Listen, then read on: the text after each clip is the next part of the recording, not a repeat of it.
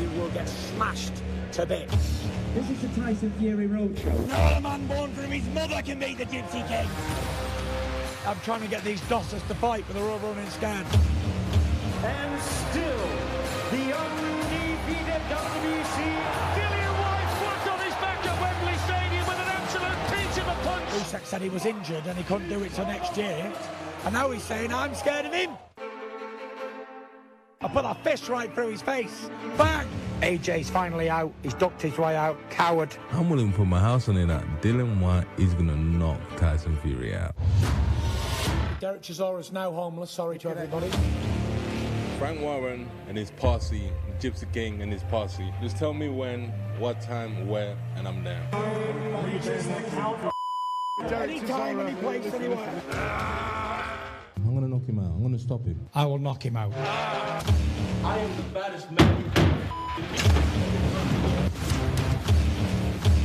Colossal right hand from Daniel Dubois. Oh, that surely is great right hand. Given that he has knocked his man down. The Gypsy King, Tyson Fury.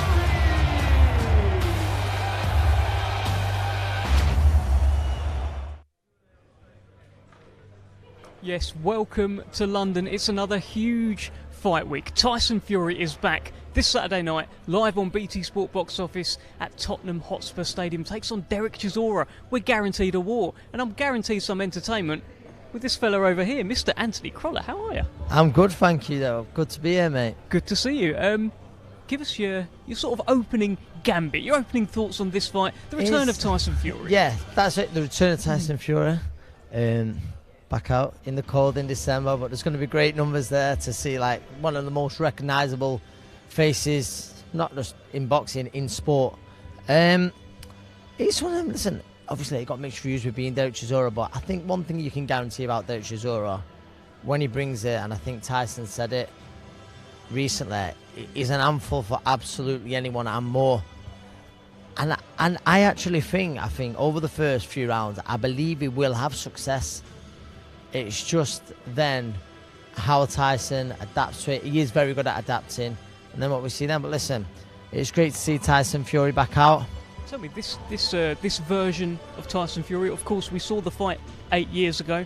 We saw Tyson Fury box the entire thing southpaw and keep him on the end. He danced, he moved, and, you know, the towel came in. But this Tyson Fury, he doesn't seem to do that anymore. No. When was the last time we saw that, Ant? You'd actually think it'd probably do him a little bit of good to go back to that, Tyson Fury, but not the way. I think ever since working with, Sugar Ray, like Kronk, they always say that we train for the knockout. So that possibly on paper plays into the hands of Derek Chisora. So that's why I feel it'll be much more entertaining than the first two. Mm-hmm. So yeah, no, I would say a Tyson Fury fight, it's more an event, but I do believe actually the fight will surprise a lot of people. Yeah, I'm with you on that. I think this could be the most entertaining fight of the three. I think the last one, Frank disagreed with me on this. I don't think it was overly entertaining. It was just a masterclass from it was Fury. an unbelievable performance from Tyson, but this I think will be very different. Mm-hmm. So tell me about when Tyson Fury retired in April. Did you believe him? What did you think? I'll be honest, I didn't. But I just, listen, I think Tyson's had his problems, in the past, but might be ongoing, it's well documented. He needs boxing, so maybe at that time he genuinely thought, that's me. But now, obviously, there's no talk of any kind of retirement after this. He said, come through this. I want the biggest of fights next year, and we all know that. So I think, obviously, his head's back on boxing. But, no, I probably didn't. Listen, did he mean what he was saying? Possibly. I know Tyson will say some great things. He possibly meant what he was saying, but did he ever believe he was going to stay retired? No, absolutely not. Well, look, this is the media workout we are at here today to start fight week. A couple of housekeeping reminders. We are expecting the main event on Saturday to be 9 o'clock. That's 9 o'clock. That's a good, nice time, isn't it? Happy with that? Yes, there's a lot of people who will as well. I was wondering, how late do we go and stuff like that, but no. 9:30 is perfect time. There can be no complaints with that. Well, 9 o'clock Ringwalk for Fury versus Chisora Saturday night. It's BT Sport Box Office. The show begins at 7 o'clock. and I'm hearing a little rumour. A little birdie is telling me, and I reckon this is going to excite you. I reckon this is going to excite you. Yeah. I'm hearing Usyk's going to be ringside. Oh, Not wow. confirmed. Yes. It's not confirmed, but this is what I'm hearing. Well, listen, last time he was at the Tottenham Hotspur Stadium, he had possibly his greatest night as a professional, right up there anyway. So happy hunting ground for him, and I feel like that's a man who can really sell a fight. Not like a fight needs selling with the two best heavyweights on the planet. However, it would have had a little bit of spice if Alexander Usyk sat ringside for sure. Tell me that. You said something then. You said it quite like, yeah, that's what I think. You said they're the two best heavyweights on the planet. How much do you believe that to be the case? No, definitely. I've said for a long time a fit and focused Tyson Fury, in my opinion, is the best heavyweight on the planet, and that was sort of before Wilder won. And I think since then he's been in the form of his career.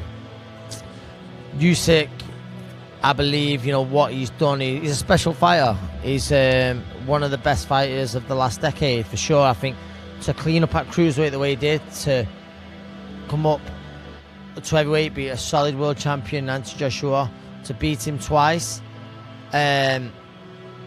He's a special talent, a special fighter. And now, I don't think you could sort of look. You could argue, listen, some people might argue Deontay Wilder. But for me, I just think the skill set, the way he went about it, coming into, big Anthony Joshua's backyard, basically, going about it how he did, and then repeating what he did in the first fight. I believe I have him at number 2. I'm very confident in saying that, but I'm very confident in saying Tyson Fury is number 1. Well, look, there's another man that, with his last performance in particular, entered the frame, and that's Joe Joyce, because he dealt with Joseph Parker. And I don't know if you were there for that fight. Do you know what? Right, I wasn't there that night, but I'm a massive Joe Joyce fan, and I'll be honest, I always said I will never back against Joe Joyce again. I know I'm contradicting myself, but Fury, but because he's just this immovable object who just keeps coming and coming, but he's more than that. He's got a fantastic jab, and it was crazy with Joe Joyce and Daniel Dubois. It was such a pick, and that made it such a great fight. And, I knew within around a few minutes in, I think I went Dubois, so a few minutes in, I thought, I've made the wrong choice here. And that's exactly how it went. And I thought, that was a fantastic performance. Daniel Dubois, he's rebuilt. He looks like he's maturing as a fighter as well. He's right up there. But yeah, Joe Joyce is a problem and more for absolutely anyone. And I think I'd like to see Usyk and Joyce over 12 threes with the small gloves. Then I know they've met before in the World Boxing Super Series. The World Series of Boxing it was, wasn't it? Sorry, Yeah. Joe Joyce is and I believe he will be picking up a world heavyweight title for sure. Well, look, there's so much going on, and there's going to be so much going on here today. We are about to begin our official media workout, and we're going to kick off with Isaac Lowe. But first, let's hear from Thomas Treiber. Ladies and gentlemen, good afternoon and welcome to this media workout here at the BT Sports Studio as we get set for a great night of World Championship Boxing to be held this Saturday at the Tottenham Hotspur Stadium in London.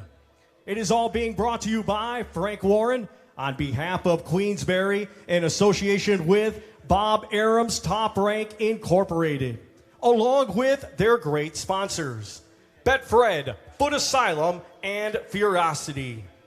This event will be televised live and exclusive in the UK on BT Sport Box Office beginning at 7 p.m. and also in the United States on ESPN Plus pay-per-view. Well, we are going to begin the media workout with a fighter competing this Saturday in a scheduled 6-round super featherweight contest. He comes to us from Morecambe. He has a professional record of 21 wins, 2 defeats. 6 of his wins come by way of knockout. Let's welcome to the ring, Isaac, the Westgate Warrior, Lowe.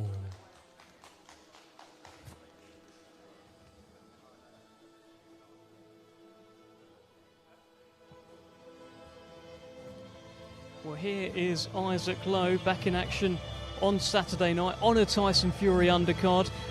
And look, he fought at Wembley Stadium last time out. He's fighting at Tottenham Hotspur Stadium. And he's coming off the back of 2 losses now. And this is really his chance to get a bit of momentum back, make a bit of a statement, and remind everyone that Isaac Lowe is here, and Isaac Lowe's a problem. And of course, and Isaac Lowe is a problem for most featherweights out there. And not only that, he's entertaining. He brings it. He looks in fantastic shape here. And listen, he lost at a very good level in Cruiser fights Josh Warrington next time for the mandatory for that, and then also for Nick Ball. I think we all know about Nick Ball lately, don't we? And he that night, unfortunate for Isaac, he become revealed as one of the best secrets in British boxing. Yeah. But yeah, no, there's still big fights out there for Isaac, and no, he looks in a great place, and he's always been a big figure, not necessarily in size, but in the Fury camp. Yeah, no, absolutely. And I don't think we should underestimate what a role that he has played in Tyson Fury's comeback. Tyson Fury needs someone to train with. He said it many times. Yeah. He needs someone around him, and Isaac Lowe is always there by his side. And he must have been a key component in that. Absolutely. Like I said, they're just such an important figure in the Fury camp, and I think him and Tyson, they're like real good friends. They're very close, and I think there'll be times. I think you've heard Tyson speak, in the past, just how important it is to be around him. Just the familiar faces, but a person who's a genuine friend. Obviously, being the heavyweight champion of the world, there's a lot of people who'd like to be in that position what Isaac's in, but whether it's for the right reasons or not. And Isaac, for sure, listen, he's got to fight on some amazing bills. He's had success of his own. He's a great little fighter in his own sense, but he's there for the right reasons in that Fury camp. Yeah, absolutely. And there's 2 losses that we talked about. As you said, Nick Ball last time out, that is something that he contests. He feels though he was wrong that night. Not only did he pick up a cut over the eye quite early in the fight, but I think his head was between the ropes at some point. And I don't know, it wasn't particularly clean. Obviously, Nick Ball did what he had to do. No one stopped him punching Isaac Lowe that night. But Isaac Lowe has got a bit of a claim there, and he wants to get Nick Ball in the ring again. He has, and listen, in all honesty, I thought that Nick Ball, like I said, that was a real coming out party for him. I thought it was fantastic, and it certainly looked like it was going his way. But yeah, the ending wasn't exactly super clean. However, it looks now again since then, Ball's developed and gone on again since. So, but listen, I think that's also shows the mark of Isaac Lowe, that the fact he wants to get in there with Nick Ball again. I don't believe it's genuine for the payday. I think genuinely deep down he believes he can right that wrong. But no, it'd be certainly a fantastic fight again to see. But it's also a fight with Nick Ball as well. It could end up on a huge bill like this again. So I'm sure he'd be willing to take it.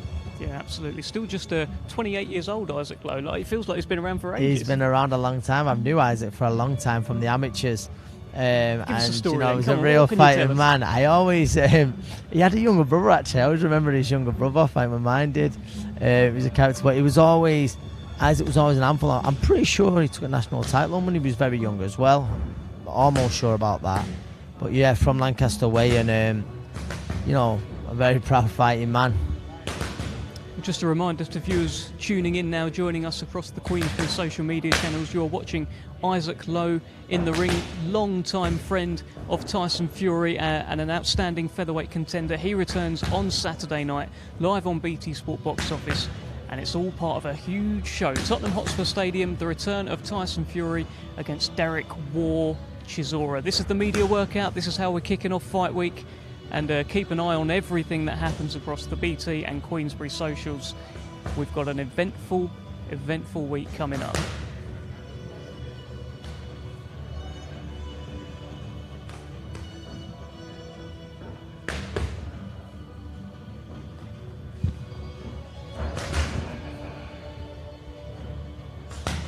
You've done plenty of media workouts over the year, and what do you? Well, I mean, is he showing us anything, or is he just sort of going through the motions? Does he want to get it out of the way? I believe that he is showing us quite a bit. Do you know, it's like genuine pad work, and I was always a fan of. Do you know what the media say? No, I want to do a little bit of pads. Some fighters just want to get into a little bit of shadow boxing. Some coaches a little bit, like that, don't be giving too much away. I know my old coach, he was very much, just getting into a bit of shadow boxing, but I used to think when there was a decent turnout and stuff, you want to give him a little bit of summit, so that was it. And with Jimmy Harrington here now and Isaac Lowe, they're putting a bit together.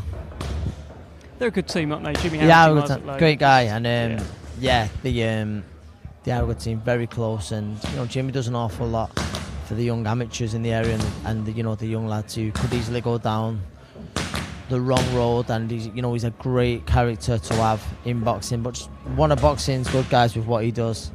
Much like yourself. I'm not sure if as good as Jimmy, but listen, it's always nice to give back, and Jimmy's involved at grassroots level, at an amateur club, and at all levels actually, and it's what it is, that you get to see that. People just see that, and they probably see Jimmy, he's part of the Fury camp, but he's also part of driving young fighters on an amateur show and a working man's club up and down the country, and I think that's the great thing about boxing. Absolutely. Opens so many doors. He takes on Sandeep Singh Bhatti on Saturday night. Sandeep we've had on a couple of Queensbury shows in the past. He always comes to fight. Anthony, I don't know if you've seen him yet, but Isaac Lowe's not in there with a soft touch. No, good opponent, and he would be allowed a bit of a gimme, but no, it's not a gimme. But I also believe with Isaac Lowe, he prefers that. He'll prefer that as well. He want to be in a proper fight. That's what get, like you say, he's coming to these shows, and he's been on a few of the shows before, and he'll always come to win. And like I say, and I think in a show like this, you want the undercard to be competitive. For the boxing fans. Listen, let's make no about it. It is about the main event, all about the main event for most people. But no, on the undercard, the boxing fans, they're going to want to see a nice competitive undercard, and I think there's certainly no problem with that one.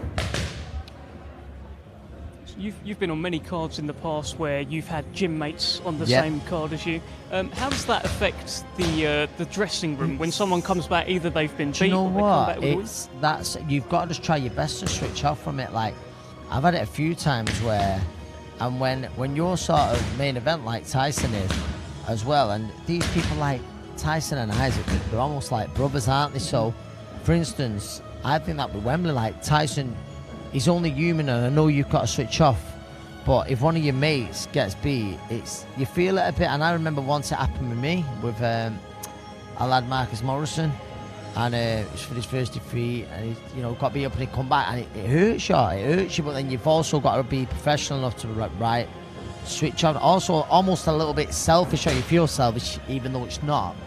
You feel selfish in the fact like, no, I'll speak to him after it, when really all you want to do is like, put your arm around him, do you know what I mean? But I think all through my career I was sort of involved in that. Thankfully it would give me that motivation to bounce into that, everyone, the team's winning. But there was a few times where it didn't work like that. And you've just got to keep your eyes on the ball and not put an arm around him like you'd maybe eyes on the prize, as they say, and just like, no, you've got to be a little bit cold. You've got to be a little bit cold.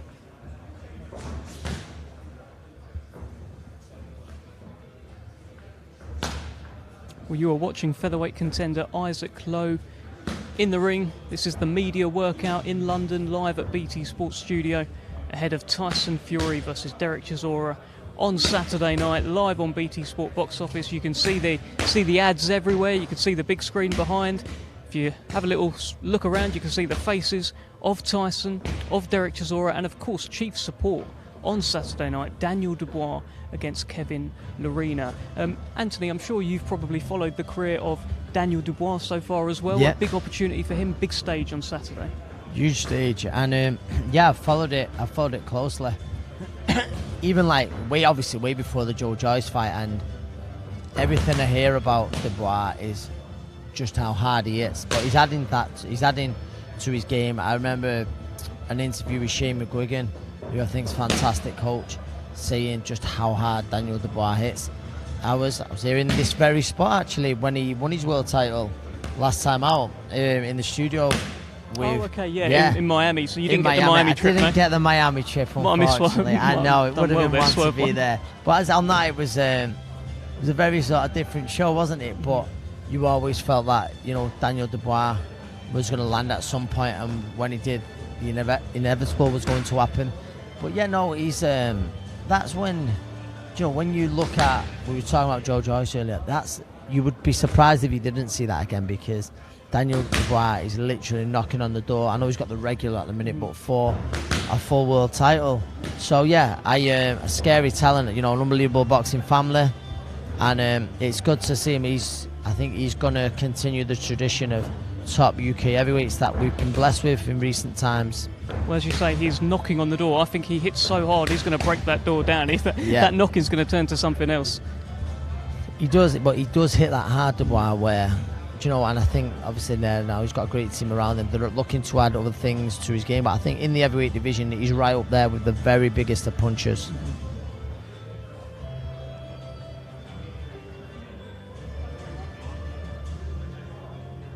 All right, ladies and gentlemen, how about a big round of applause for Isaac the Westgate Warrior Lowe? That concludes Isaac Lowe's media workout here today. We may be able to grab a word with him, see how he's feeling ahead of Saturday night.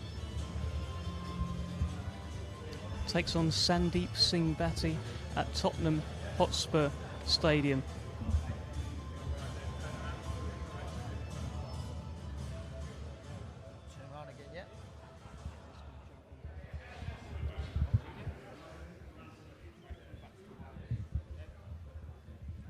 Well, we're hoping to grab a quick word with Isaac Lowe, the Westgate Warrior.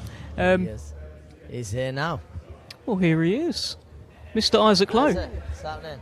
How are we? Good boys. This is for you. This is for you. Thank you. Last fight, Wembley Stadium. This fight, Tottenham Hotspur Stadium. Not getting bad for a normal kid, isn't it? Fighting on some big shows. You're doing all right. I mean, this is your first fight, obviously, since the Nick Ball fight. How difficult has it been to sort of sit on that loss, essentially, and you want to come back and you want to make an impression? How difficult has that period been? Yeah, it's been hard. It was, listen, I'm not going to make no excuses for the Nick Ball fight. Things happened in camp, I shouldn't have really even. I thought I got cut in sparring. I had done a 7-week camp with no sparring, which is no fault to me own. That's the reason what happened there, but forget about Nick Ball. Nick Ball's been and gone now. We're now focused on Saturday night, getting back to winning ways, getting a good show on. I've had 2 difficult fights back-to-back with Lopez and Nick Ball, and obviously it's 2 bad defeats. So come in here, get me confidence back. A good win on Saturday, and I'm going into 2023 for some big fights. I love the Nick Ball rematch. So you really want I really want the Nick Ball rematch. That was not 70% of Isaac Lowe in that ring that night. But as I said, no fault to me own, but it's something what hopefully in end of 23, sometime 23, we can make it happen. Isaac, do you think it's all about you here, but Nick Ball, do you feel like he's improved since that first fight with you? I'm not going to take nothing away from Nick Ball. You know what I mean? Listen, he's a good kid. I'd be silly not to say he's not a good kid. He's powerful, he's strong. But me, just myself, that's the fight you want. It's not actual the fight what I won. I just know that wasn't me in there that night. You know what I mean? I went into a training camp with no sparring. You know yourself, you've been a professional boxer. Your timing's off away. If you watch the fight, I was way off with my time in the first few rounds. Till I actually got cut, and then I had to go forward a bit. Maybe it made it a bit of a different fight. But forget about Nick Ball. That's it. Fair play to his last fight. I'm worried about this on Saturday night. Get the win, and I want some big fights again next year. I want some title fights. I still feel I'm at title level, and I still think I can compete with them all. Do you know what I mean? So I'm ready for them. So on Saturday night, you've got Sandeep Singh Bhatti. We've seen him on a couple of Queensbury shows. He's game as you like. He really comes to fight. And that's why you probably know yourself with boxing. Whatever comes to go with this fight, whether it being a 6-round fight, whoever the opponent is, you're going to get cold names, or you look or you're fighting this and that. But it's all about getting the cobwebs back off. Obviously, let the eyes healed up since April. Let's hope we get through it with no injuries again. And we need someone who's not obviously who's at championship level, but someone who can come and give me a fight. Do you know what I mean? Someone who can make sure I'm not going there lazy. Yeah, it's not a gimme. Like you've got to turn up. I've got to be switched on. Because if I'm not switched on, we've seen him. He comes and throws shots from all angles, all over. So I've got to be on my game and switch on from round 1, and that's what I want. Getting back in there. Someone hitting me and wants to take me head off to get me more focused. Well, look, Isaac, one more thing before we let you go. It looked for a moment like you were going to be training Tyson Fury. There was the video that went up. It looked like you never know. We could be still doing a little bit. Okay. So how's the camp been, and have you actually been taking him on pads? Listen, we've been doing bits and bobs. Obviously, listen, me and Tyson was like best friends. He helps me as much as anyone. He always gets me on his shows, and I help him as much as I can. And we're like brothers. But this training camp's no different to any other fight. Tyson doesn't like to take anyone for granted. He's trained properly as hard as this fight, or even harder, than if it was Deontay Wilder or anyone else. He's had a 9.5 week training camp we both have. We've done everything by the book. We've trained hard. Especially him. He's had all his correct sparring, and I think on Saturday night he's going to put another good show on. Do you know what I mean? That's what it's about. So a Lowe and Fury win Saturday? Well, is that what yes, we're that's predicting? what we usually do. That's get the wins double. together. That's the double we want. So all players do load, and everything goes to plan. That's what we walk away on Saturday night with 2 wins and enjoy Christmas. Go well, Ozic. Thank you very much. All the best. Thank you very much, boys. We'll grab that off you. We're going to head back over to Thomas Schreiber. We continue the media workout here at the BT Sports Studio as we get set for a great night of World Championship Boxing this Saturday night. Of course, Fury versus Chisora, our main event this Saturday night. It will be for the WBC Heavyweight Championship of the World.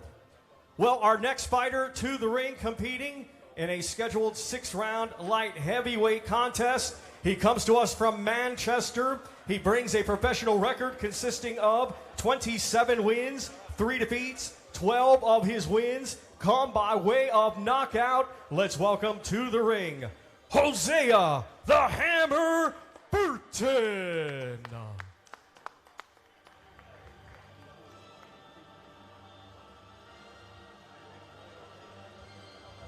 Well, here comes Hosea Burton, a new venture up to cruiserweight now.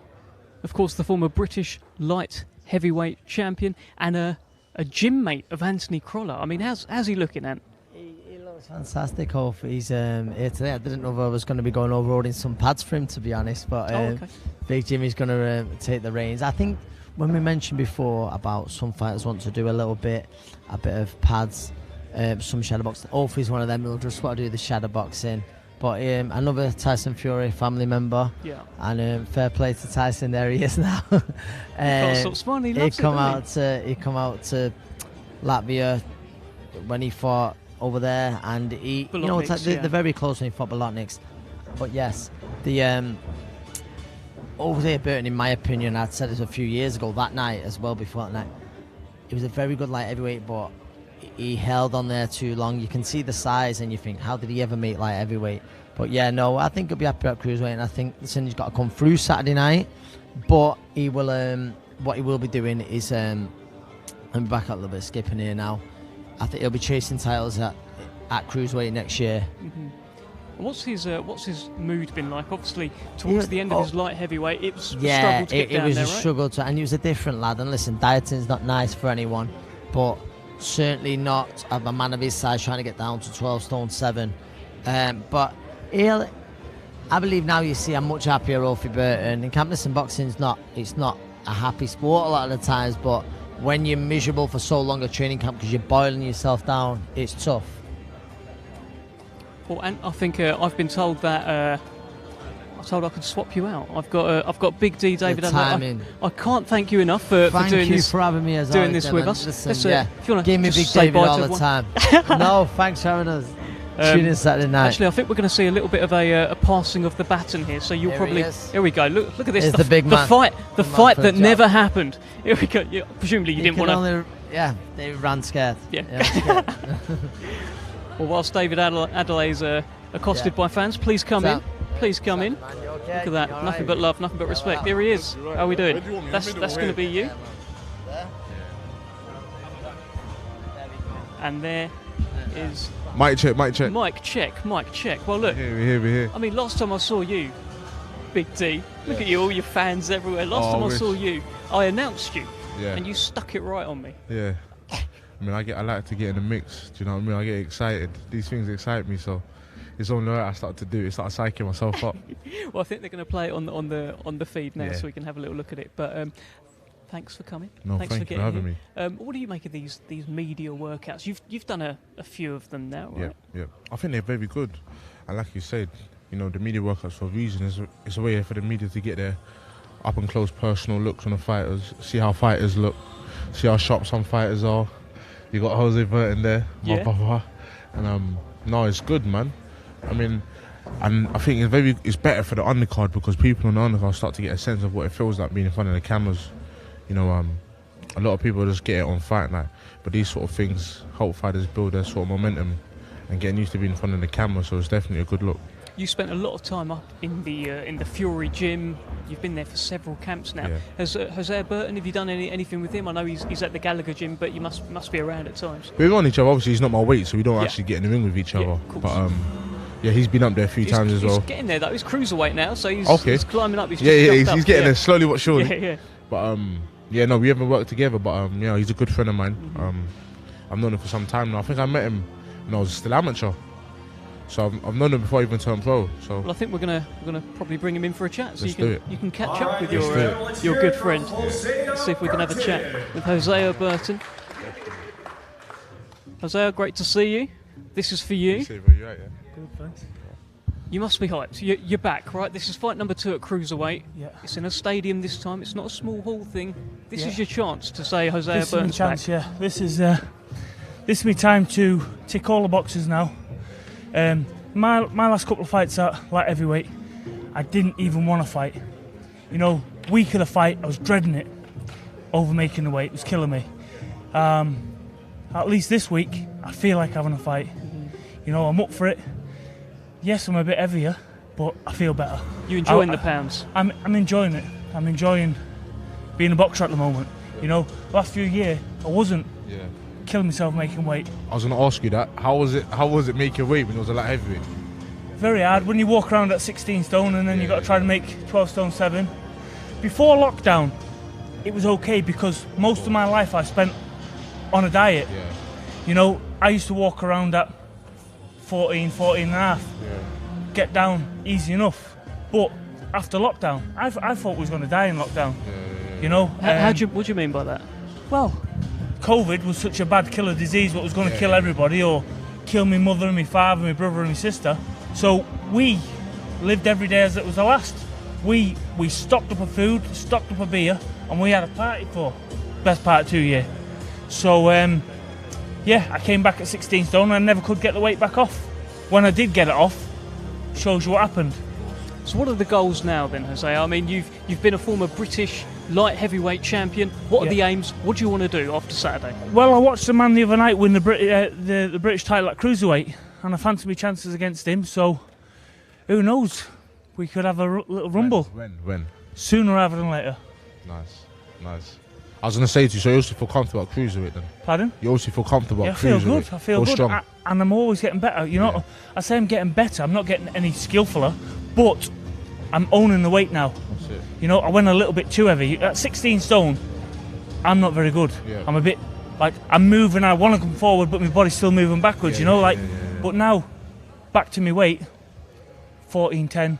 I'm on it again. Yeah. You'll see a good me. Your on light third. heavyweight days, right? So when you were British champion, you were most certainly a force. I mean, I was the most avoided light heavyweight in Britain for a long time. I lost to Frank Buglioni the last minute of the last round on a Good fight I fight. was clearly winning, and then it took me 5 years to get another shot at that. Why?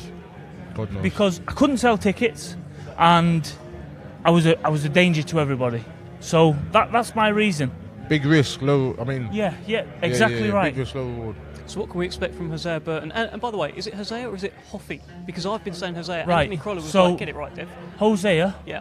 is the name everyone knows me as, but my mum and dad, everyone knows me as Ophi. So take your pick. I'm not your mum or your dad, but Hosea, good luck to you, and tell us what we can expect on Saturday night. Hopefully just a good performance. Back to winning ways, which I will win. Hopefully I can get a knockout. If I can't, I'll just win every round instead. What's it going to be like boxing in front of such a big crowd? Well, it's going to be great. Well, see, I boxed at Everton Football Stadium one time Yeah. on Tony Bellew's undercard. So, So you're gonna be used to it. well, hopefully I'm used to it. Listen, all that crowd can't help him, or they can't help me. You know, we're still only fighting each other. So, That's it. We'll go well, Do the best we Hosea. can.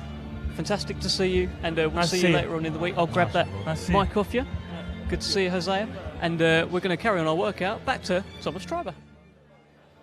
All right. Well, a reminder, ladies and gentlemen, that you can purchase tickets through Ticketmaster or, of course, at the door of the Tottenham Hotspur Stadium this Saturday night. And you can watch it live and exclusively in the UK on BT Sport Box Office and in the United States on ESPN Plus pay-per-view. Well, we continue the media workout with a fighter competing this Saturday in a scheduled 4-round international super featherweight bout. He comes to us from Southampton. He is undefeated with 3 wins. One of those 3 wins comes by way of knockout. Let's welcome to the ring, Sugar Boy Royston Barney Smith.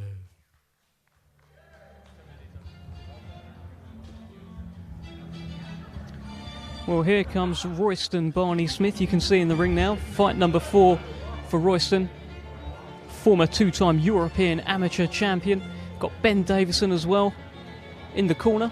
It's turning into quite some gym down there. He's got the McCormacks, he's got Lee Wood.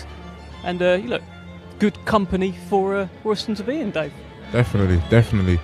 Good skillful boxer. Beautiful performance last time out in New York Hall. You know, people like this, it's good for people like this to get these sort of experiences now, because when he does start to headline shows, he kind of gets used to it. You know, I'm sure he's only about 18, 19. God knows what he's going to be like by the time he's 30. So. Yeah, but he's a problem. I mean, he boxed on the Fury White undercard as well, just like you did as well, and now he's here at Tottenham Hotspur Stadium. I mean, that's a great experience for a young fighter, right? To get in front of these massive crowds. Or is it a great experience? What do you think? If you were a young fighter coming through? I think it depends on the actual fighter. Some people might find it a burden, some people might like it. You know, people like me love it. You know, it gives me a taste of what it's going to be like when I'm top of the tree. Some people might not want it because they don't want that pressure early on in their careers. So I think it just depends on who the fighter is. Well, this fighter is called the Sugar Boy Roy, and I think he absolutely soaks in that pressure. He loves it. Definitely. He looks sharp, looks tidy. You know, he's always got a smile on his face. You got to remember, man, this game's to be enjoyed. It's hard already. You might as well have some fun whilst you're doing it. Last time out, he boxed at York Hall, as you mentioned, Dave. Were you on the same show? No, I wasn't. You were just there as a... No, I actually saw it on TV. I was injured, so I was sitting out for a bit. And then, of course, I went out not long ago, 2 weeks ago. Yeah, last time out, I mean, it was a fantastic performance from you last time out. It was a fantastic performance from Royston Barney Smith. He took on Paul Holt, and Paul Holt was meant to give him a few more rounds. He hadn't stopped anyone yet, Royston, and he just got him out of there in round 1. And it was a bit of a jaw-dropping moment, to be honest with you. He surprised everyone. Yeah, definitely. But it's good, upsetting the odds. You know, I'm assuming he's going to look for another knockout this weekend. Will be good to kind of put him in good stead for his next bouts. And like we said, he hasn't even got his manpower yet anyways. Yeah. You know, God knows what he's going to be like when he starts hitting his 20s and his late 20s and When did you get 30s. Your manpower? I had it from a kid. So you had manpower, what, like 12 years old, just walking about, banging out men? Yeah, you know, when I was amateur, I stopped a lot of my opponents. So, all was well. And I did it at junior and senior level, so... When do you think I'll get my manpower? I don't know, you know, Dev. Some of us are blessed, man. Yeah. It's a blessing, you know what I mean? Some of us are not. But, other day, Dave, 25 press-ups, no stopping, no lie. How about that? That's good. Yeah? You're getting there, Give me that. I mean, you got to start somewhere, right? Next time, the goal next time to do 30 with no 30, stopping. no stopping? That's it. You sure? Yeah. Goodness me, well, we will try. Ben Davison's a good coach. Yeah. You know, seems to teach his fighters a lot and give them good knowledge on a lot of things. You know, like you said, his stable's growing, so a lot of people are obviously starting to probably see that now. So, yeah. Yeah, look, Ben Davison's been part of that Tyson Fury comeback journey, hasn't he? He was the man that helped him shed all that weight, bring him back those first comeback fights, and indeed the first Wilder fight. So he's a real key part of Tyson Fury's journey to where he is today. Yeah, he definitely was, and of course I think he's reaping the benefits now with a lot of other fighters coming to him. You know, a lot of us never heard of Ben Davison before Tyson Fury made his comeback, and now he's one of the most respected trainers in the country, and he's pretty young as well. Yeah, young himself. So you know, in 10 years' time, I'm sure you'll be having a lot more fighters and a lot more champions. Well, I think we're looking at one of those future champions, Royston Barney-Smith. It's fight number 4 for him on Saturday night, live on BT Sport box office from the Tottenham Hotspur Stadium. We are at the official media workout to kick off fight week here, ahead of the absolute monster of an event. And Dave, we haven't really had a chance to talk yet because you rocked up a bit late. But just talk to me about Fury Chisora. You hyped? I got told to be at 1 o'clock, so I wasn't late. Not by me, you didn't. Chisora Fury, good show. Both fighters coming with their A game. Of course, Tyson's the heavily favourite, but you can't take nothing away from Chisora. The man comes to fight, and he loves a dust up. You know, so you've got to give credit where credit's due. So I think it'll be a good fight for the British public. That's just it. He, as you just said it there, he loves a dust up, doesn't he? He just loves to fight. I've heard him say at press conferences before, listen, I can't even box. I just love to fight. That's what it is. He's a proper fighter, isn't he? Exactly that. You know, and I think that's why the British public love him so much, because they know every time he's on, they're going to get a good performance from him. And they know they're going to get something interesting. Ladies and gentlemen, how about a big round of applause for Sugar Boy Roy, Royston Barney-Smith. Well, I think we're going to grab a quick word with Royston Barney-Smith, Sugar Boy Roy. Yeah, I mean, look, 3-0, 4-0. For me, Dave, before he comes in, for me, there's a little bit of Ryan Garcia about him. What do you reckon? Give me that. What do you mean? In terms of You see having it? his skill, the baby You see face. You know, I'm assuming he's not shy on getting some girls, you know what I mean? So I'd imagine he does very well. do you know what I mean? So Yeah. you can't go wrong. He's got a little moustache though. So Yeah, he's getting well, older. Here he is, Sugar Boy Roy. How are we doing? Yeah. This is for you. How you doing? Good. Talk to me about this. You got the tash going on? Is I know there? it's the tash. Problem is, I look a bit young, and thought I'd grow it out See what and I'm saying? make myself look a bit older and a bit more presentable. Keep boxing on these big shows. It's all right looking young and pretty, but it's a man's sport at the end of the day, and we are men. Well, look, I just said to Big D that you reminded me of Ryan Garcia. You no longer remind me of Ryan Garcia because of this. That's So, what I mean. you know, we're moving. So last time out, Wembley Stadium. Wembley Stadium a couple of fights ago. So, yeah. And now Tottenham Hotspur Stadium a couple of fights later. You're doing all right, aren't you? What can I say? Well, thank Ryan for putting me on these lovely big shows, and I thank all the team, and it's appreciated. And there's nothing better I can ask from my promoter on a promoter and boxer standpoint. I think he's the best one out there. There you go. I'll ask a question. Me and Dev was talking before. Do you think it's a good thing or a bad thing that you're getting on these big shows so early on? It's a good thing because I get the exposure. Plus, when I do get up there, I've already done it before. So I when I think you start heard me. fighting them to have run fights, then I We will now know what I welcome have the to ring fighter competing this Saturday compare in to, scheduled six-round and see the big international fighters out there heavyweight at the end of the shows, and see how they handle it and on forth. Tell me about your last fight. You got Paul Hawk out of there very, very quickly, and I thought he'd take you a few rounds because you hadn't stopped anyone up until that point. Yeah. How'd you do it? Before I went in, we was working on the stoppage and that, but in my head I thought this isn't no longer a boxing match anymore. These are proper fights. You're in with a man, small gloves. You have to do like a job. If you don't get like someone out there, it looks boring to the crowd and everything. So when you are stopping them and getting them out, that's what you have to do. That's the main thing. Well, you got Cruz Perez on Saturday night. Yeah. Had a little scan on BoxRec. His nickname is the Pitbull. The Pitbull, So, yeah. I mean, what are your thoughts? Well, I'm the Doberman, so. Oh, there you Here go. we go. There you go. We got it. What can we expect from Saturday night? What can we expect from Saturday night from you, Royston? Saturday night, hopefully another stoppage. But I'm going to go in there with a mindset for the stoppage as well, and that's what we're going for. Big D, any advice to the? Go ahead and have your fun.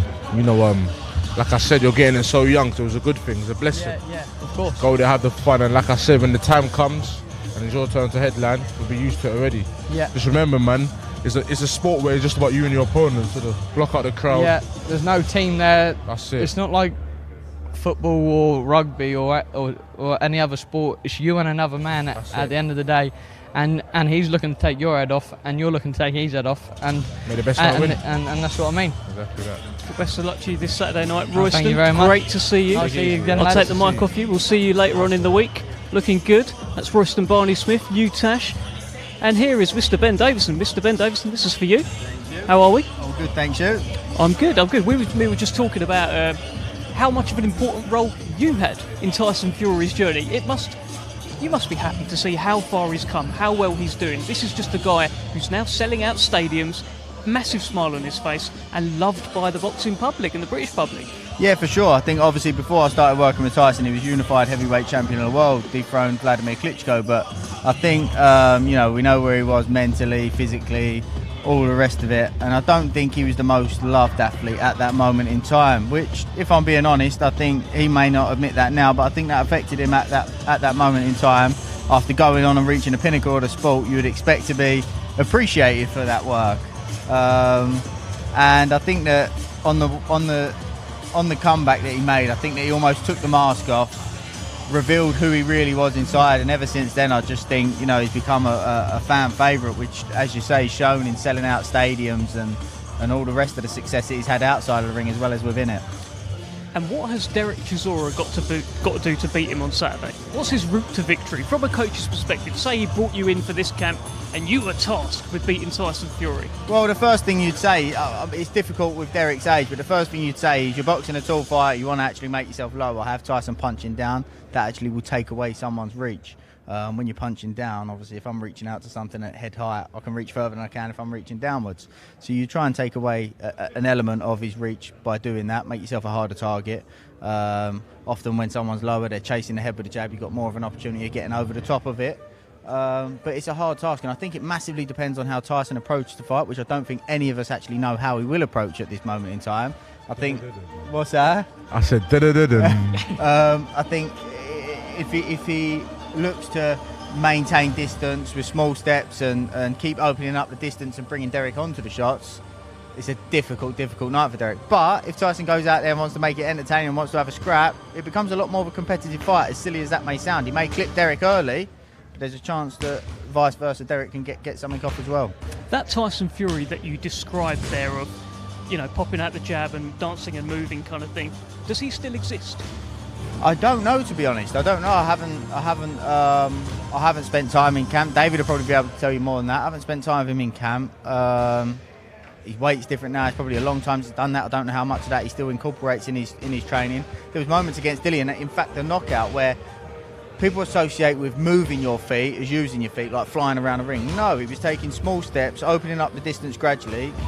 Dillian took big steps into distance. In between those steps, Tyson got off a huge uppercut. So it hasn't always got to be on your toes, bouncing around the ring, but just consistently stepping your feet and maintaining the distance is what makes it so hard for people to close the gap on him. What have you seen in the gym from Tyson, Dave?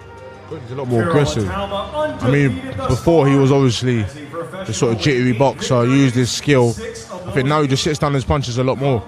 He knows he's about 19, 20 stone. He's just about taking advantage of his weight now and wearing his opponents out. And heavyweights are full of big boys. He's one of the biggest out there, so he just had to take advantage of that.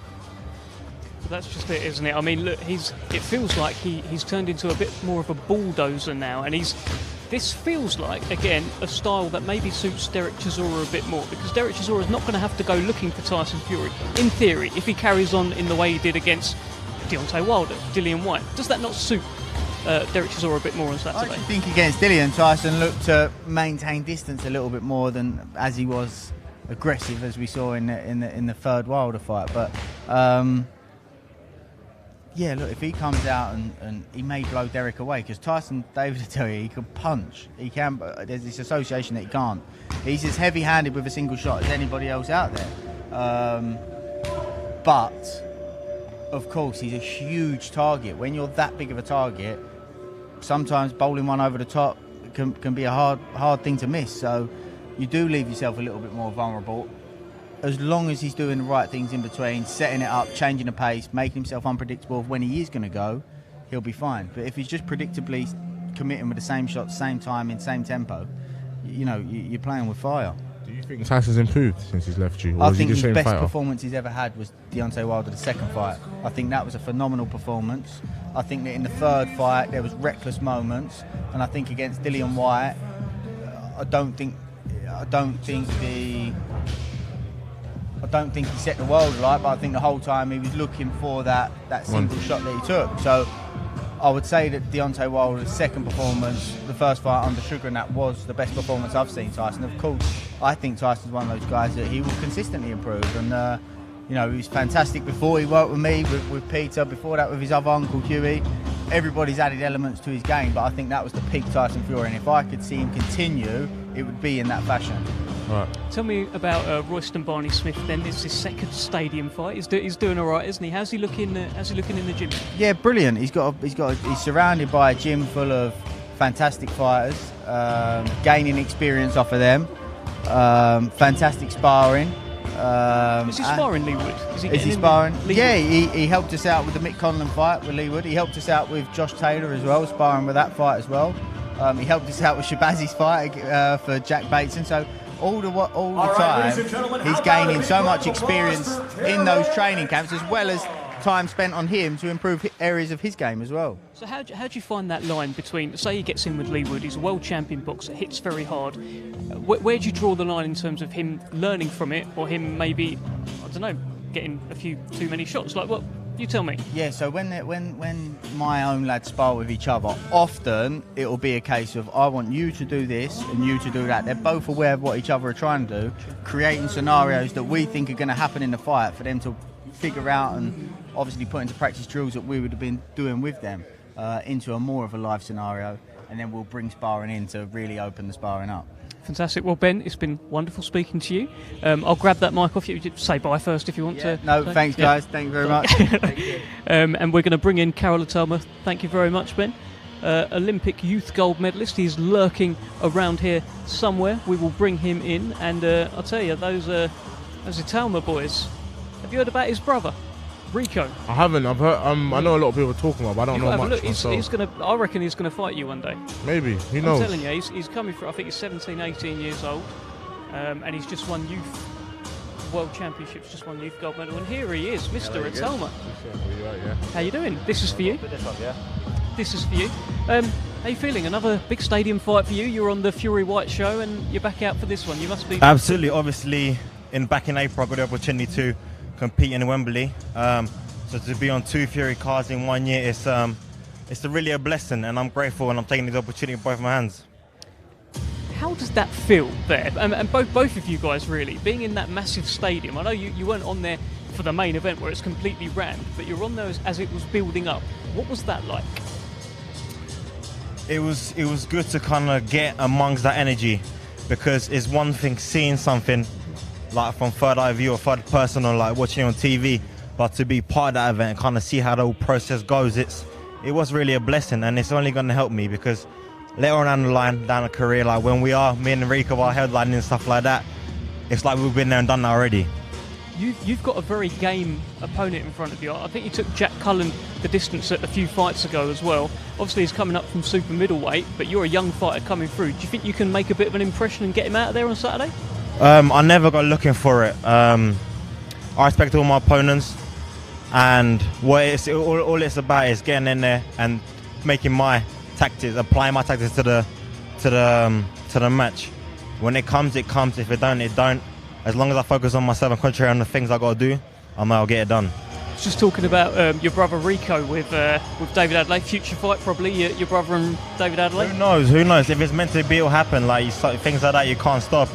But all I'm going to say to that is, next fight's the most important fight for everyone, no matter who you are. Simple. Because without the next fight, you ain't going to have things like that.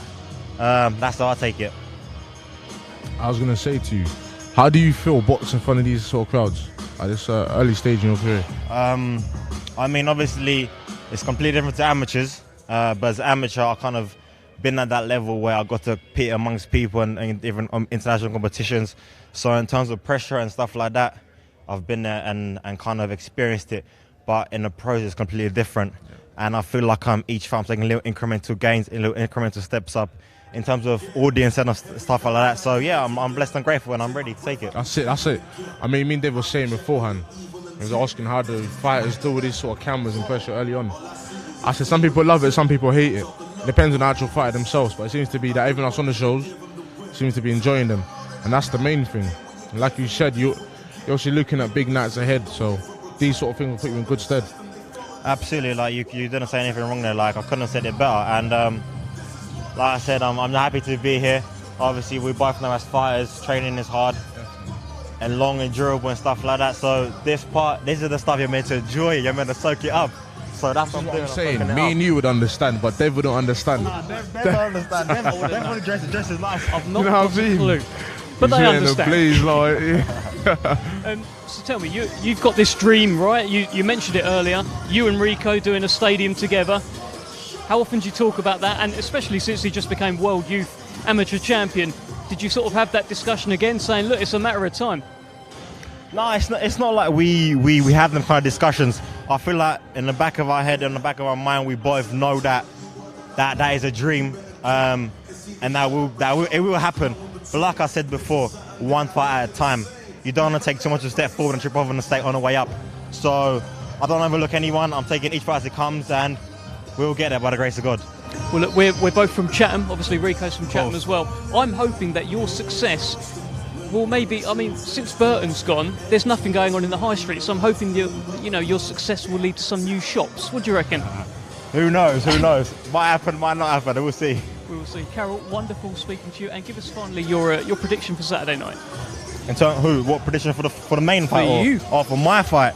Like I said, I'm going to implement our tactics that we've been doing. If it comes, it comes. But I'm going to focus on myself. I'm excited. I'm ready to go. Perfect.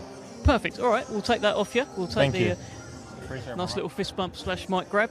That is Carol Otama, the Olympic youth gold medalist, returning on Saturday night. Look, he's so well spoken, right? He's a good guy. He's a good guy, and he's won that Olympic youth gold medal. That's a high level as an amateur. Yep. Hasn't put a foot wrong yet as a pro. You must like what you see when you watch him. Yeah, he's a tidy fighter. Seems to deal with the pressure good as well. And like we were saying, and like he said, to be fair, you got to take one step at a time. He knows where he wants to go to, but it's just about enjoying the nights like he's got now and getting rid of this opponent he's got on the weekend. Yeah. And it's from there, I mean, we'll start going on to bigger nights. I don't really know how old he is, but I know he's pretty young. I believe he's 20, but he's like, his mind is way older than 20, right? Yeah, he's very young. So yeah, he's very young, but he's so like mature and composed. The way he speaks. Talk to me about the main event again. You have done sparring with both guys. Tell me about some of the spars with Derek Chisora. I'm not looking for sparring stories. What I'm after is, what was it like? Exact same as he spars, but he fights. I think war is the perfect word to describe him, because that is what he comes to do. He just comes for war, comes to fight. No holding back. And people always talk about sparring, and they always assume, what's it like when you spar? But I always tell people, sparring can be harder than fight sometimes. Tell us more about that. What do you mean by that? How is it harder? Because the gloves are bigger, right? The gloves are different. The size is obviously bigger. You've got headgear. But, you put yourself through it in sparring on purpose. You want to go through certain things in sparring. And when you're getting the fresh sparring partners, I mean, I'll be in there with fighters. And then you've got fresh sparring partners coming in after 6-7 rounds. They're there to do 3 for 1 to stay sharp, and you're still going at it. It's obviously harder than when it is on fight night, when you're both in round 6 and 7. You ain't going to be as sharp as you was in round 1. So yeah, you always put yourself through it in sparring, and you always try to make sparring as hard as possible. It's a bit like doing training for anything. I mean, when you're doing athletics running, after training, they're always vomiting. I mean, when they're doing 100 meters finals in the Olympics, you don't ever see nobody vomiting, because the training's obviously harder. It's very well true, and that's a great discussion point. We're going to carry on with the workout here. We'll come back to me and Big D very shortly, but over first to Thomas Triber. We continue our media workout here at the BT Sports Studio in London. This next fighter will be challenging for the European Lightweight Championship this Saturday night. He comes to us from the Ukraine. He brings an undefeated record with 16 wins. 9 of his 16 wins come by way of knockout. He is the current WBO International Lightweight Champion. Let's welcome to the ring, Denis Berinchek.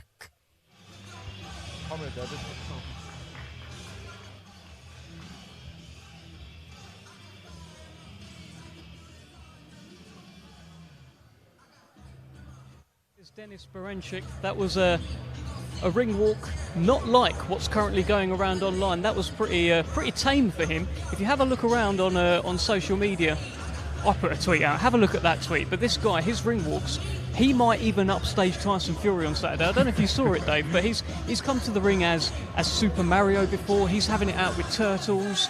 I mean, he's doing all sorts of stuff. Good energy. Good energy, right? You know, people always say sometimes the ring walk is like another part of the event itself. People actually go into the ring walk and they plan their ring walk. They already plan the music they're going to come out to and whatnot.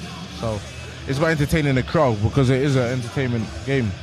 I think the most notable one, the Super Mario one, was fantastic. The most notable one was when he came out sort of like a prisoner and he was handcuffed and he was trying to get away from the guards. This is the guy. I know you just put it going, oh, him. Oh, him. Now we know. Yeah. I've seen that before. I didn't know it was him, to be fair. But yeah, I've seen that ring walk. You know, I think we all got ring walks planned. I got ring walks planned, but I know what I'm going to do when I'm headlining certain events. Okay. Being an entertainment. I think guys are going to be surprised.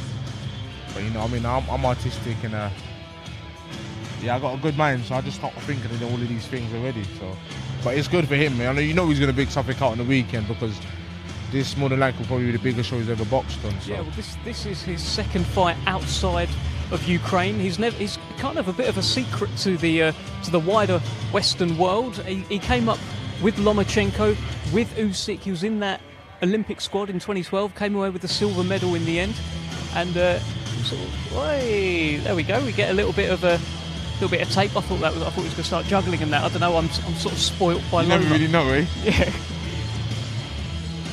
But yeah, he's got tremendous pedigree. He's 16-0 as a pro with 9 knockouts, and he challenges for the European lightweight title on Saturday night against Yvonne Mendy. I've never seen nobody wrap their hands the way he just done it there. Could you wrap your hands? I don't. I got my coach, but of course I did it in the amateurs. You know, all these amateur fighters all had their own hand wraps. All come in and wrap their hands. I suppose so. I mean, it depends on how it feels for his hands. I've never even seen somebody do it like that, the way it goes over in between it, a finger, the way he does it. I know we do it in between our knuckles sometimes, but yeah, it's interesting. Unique character. Everyone's got different ways, though, I suppose. Yeah. He does things his way. Ranked number 4 with the WBO, 12 with the IBF, and he's made 7 defences of that WBO international lightweight title. I keep saying I've got to take this from Food Shop, what is this? We've got George Warren. I don't know if George Warren wants to Look get on the mic. Getting a grilling. George Warren is over here now, giving me a bit of a grilling, saying very nasty things about my blazer. Dave, any thoughts? Are you going to back up what George just said about my blazer, or are you going to give me a bit of love? No, you're good, man. Don't worry. Yeah? I mean, I want to wear the colour, but I think it suits you. I can tell. Look, the blazer drops right on the shoulders. Yeah. So I know this is tailor-made. It's not, you know. Wow. So you just know your sizing. I've just got tailor-made shoulders. That's all it is. I do a certain amount of reps, a certain amount of times, and it works. Yeah. I mean, you probably got a handful of blazers, so you know. But I mean, someone like me, I got to get mine tailor-made. Yeah. You are watching Denis Berinchyk in the ring. European lightweight title on the line on Saturday night against Yvonne Mendy, the Frenchman who we know on these shores. He's boxed here twice. He has a win and a loss against Luke Campbell. He was Luke Campbell's first ever defeat. Yeah, was Yvonne Mendy. Tough opponent. Can't remember if he's southpaw orthodox. That is something that I should certainly know. That is something Dev should certainly know, guys. So it's something that for that. I would imagine I can find out very, very quickly because of a certain website which tells me all of these things. But it's a good fight. It's a tough fight, and I tell you what, it's a very good world level fight. It's that lightweight division. Of course, we've got Devin Haney who sits at the top of the tree, but these guys, amongst many others, will be looking at him and thinking, "I want a bit of that smoke at some point." Of course. I mean, no point being in the game if we're here to just to take part and just be a little, just to be a little sort of what's the word I'm looking for. Just to sit on the wall, and not take over. I'm assuming these guys all want the belts. So I'm assuming Devin Haney probably himself may be looking at this fight. You never know, looking at his competition, because I mean, like they say, it's easier to get there, it's harder to stay there. Exactly. So these are the people that are going to be chasing after him. Exactly that, and he's 34 years old now, Berinchyk as well. This is by far the biggest fight of his career. and he will have eyes on the full world title at some point. The European title is a fantastic stepping stone on the way to that. Yep. Another little Berencic fact for you. He did one bare knuckle boxing fight. Yeah. Oh, so he's used to getting hit in the face. You know who he fought? No, I don't. Artem Lobov. You know Okay, yeah. That's Conor the guy that's Conor McGregor's former friend, the one that's suing him now. Yes. How did it go? I'm assuming. He won. He won. He's here to tell the tale. So apparently Lobov retired at the end of the fourth, and Berencic, the train rolled on. Looks tidy. Tidy puncher.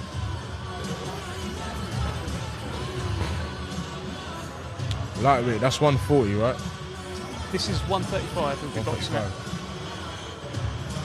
Of course, the Olympic silver medalist beating Anthony Yigit and Jeff Horn en route to that Olympic silver medal, losing out to the talented Cuban amateur Ronnie Iglesias in the final. That was 2012. That was over here in London. That was the same year that Lomachenko and Usyk picked up their golds. He was part of that squad.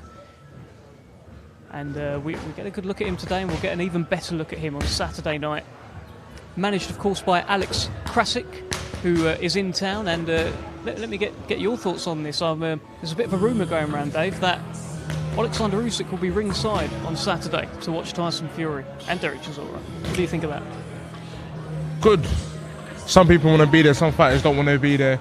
We know Usyk's one of the fighters that always likes to show up. We've seen him at other big fights before.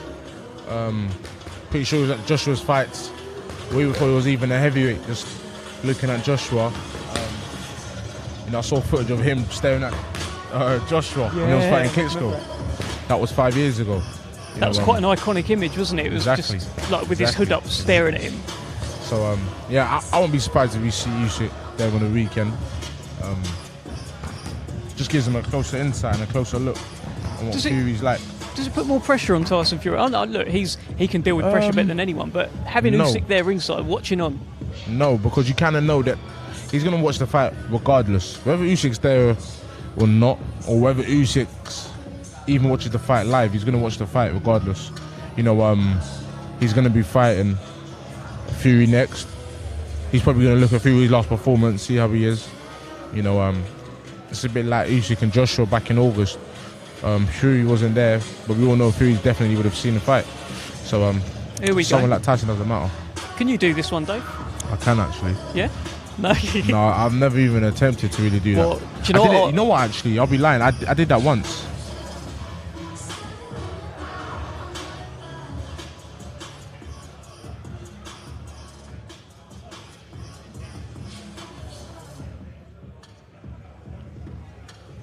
Well, there we go. Denis Berencic. Bit of a what's that called? What he's doing?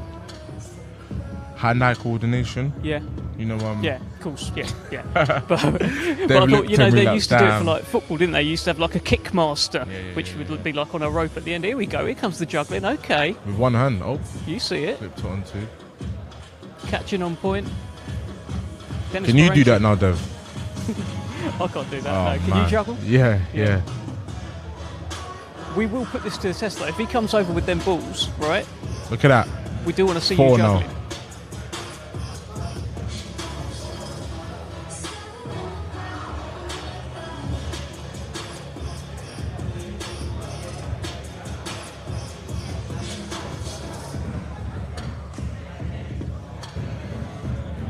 Go, bouncing the balls off the canvas. Denis Berencic putting on a show here in London.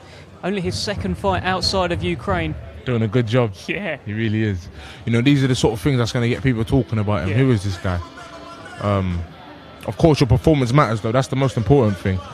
No point in doing all of this if you don't box well. Yeah, look, you can't do all this and then get filled in on the All right, ladies and gentlemen, let's hear it There he is. for Denis Sander Berencic. There's Denis Berencic. There is that WBO international lightweight title.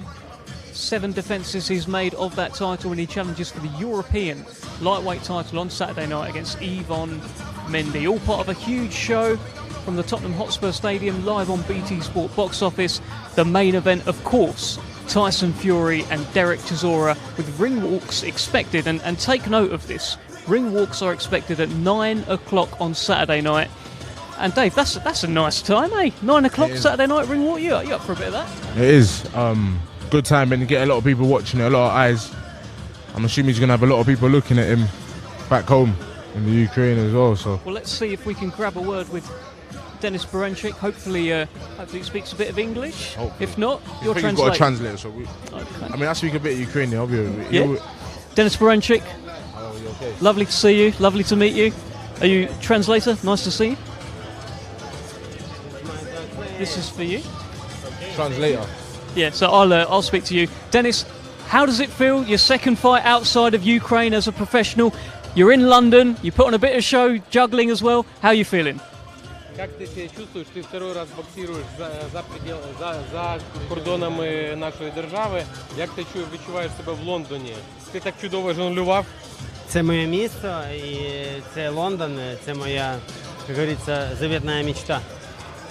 This is London. This is a great city of glory for Denis because he achieved a silver medalist on Olympic Games 2012. Yeah, exactly, 10 years ago. So this is a place of power for him. Power of dream, place of dream. What's the goal Saturday night?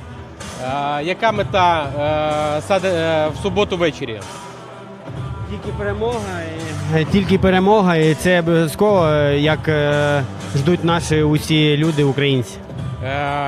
The main goal is to achieve this victory because our compatriots, citizens and people of Ukraine are waiting for this victory. This is very necessary victory for our country. Tell me about some of these ring walks. We've seen him coming as a prisoner. We've seen him as Super Mario. We've seen some fantastic ring walks. Has he got something special lined up on Saturday? Чи приготував ти щось особливе на цю суботу? Бо хлопці кажуть, що бачили, як ти виходив і в ролі в'язня, і в ролі Супер Маріо. Чи буде цього разу щось особливе? Так, я завжди виходжу епатажно і цього не буде винятку, і ми це зробимо, буде феєрично, красочно і ярко. Denis mentioned that great show is part of his lifestyle, part of his boxing lifestyle, so he will provide something special. You will see. Does he want the world champions at his weight? Sorry? Does he want the world champions at his weight, and is he ready to fight them if he gets through Saturday? Thank you, sir.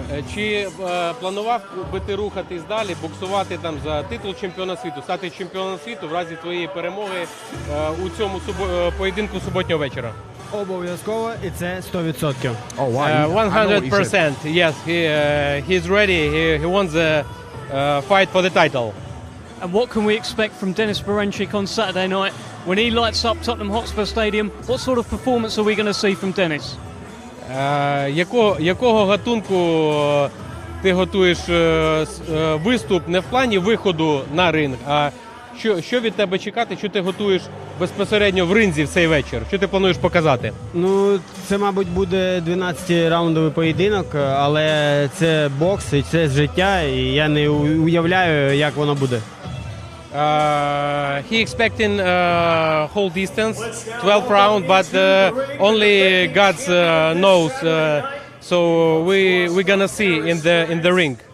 Only God knows. Go well. Good luck to you. Good luck, and lovely speaking to you. Thank you. Thank you. Thank you. Thank you. We'll take the mic. Have a good one. And whilst the workout carries on, I believe we've got another special guest who's going to join us. I understand he's been in the camp. Please jump in, Mr. Spencer Fearon. This is for you. How are we, sir? You say my G. How are you? Good. Yeah. So, what's your role in Team Chisora? I understand you're part of the camp. I have no idea what you're talking about, Dev. Okay. Dev, and you are a man that usually, and you know what, Dev? Can I say you look really sharp? You know. Yeah. Teach him. No. I ain't teaching him nothing. He could teach me a few things. But so you're not giving much away there. But tell me this: how does Derek Chisora beat Tyson Fury on Saturday? What is his route to victory? You're going to start with Derek Chisora now. I'm not fighting. Okay. No, I'm just being real, Dev. But you're an analyst, right? You get it, right? Apparently so. Listen, that's not no easy task. Let's just be real about the whole thing. Tyson Fury, as DA can tell you, he's been doing sparring with me, working with him. Tyson Fury, he's amazing. He is. He's amazing. And he's a heavyweight that will most probably could have lived in any era because of his size, the athleticism. He's very, very good. So what Derek Chisora is going to have to do is bring it to a fight, a real fight. You know what I mean? Fight the first round like it's the last round, fight the second round like it's the last round, fight the third round like it's the last round. So you know what I mean? I've been honoured. As a lot of people know, my mum passed away 5 months ago. Derek and Don both came to my mom's funeral, and then Don was saying to me, you know what, Spence, I know we're going to get a big fight and I want you to come and help us. Simply to sit down with Derek and watch fights with him, which, yeah, exactly. So it was that. So if I'm good enough to have done it on major networks, it's not hard for me to do it for a professional fighter. Spence is being humble, man. I mean, I got a lot of respect for Spence. He calls me as well, man. We speak boxing all the time. The man knows boxing. You ask this man about a fighter that boxed 50, 60 years ago, he'll tell you the fight. He'll tell you the day they fought. He'll tell you what they weighed in, and he knows boxing. So, I think it's good because having someone of his sort of knowledge is definitely good. It's really going to be an advantage to, look, Chisora's a vet in the game. The man's been around for a long time. So has Don. So they know what they're doing when they're speaking to Spence. Spence knows what he's doing when he's in the gym. He knows how people look. So I think it's always good. He's just being humble right now. He's being modest, but the man knows boxing. I'm just keep it real, Dev. Like,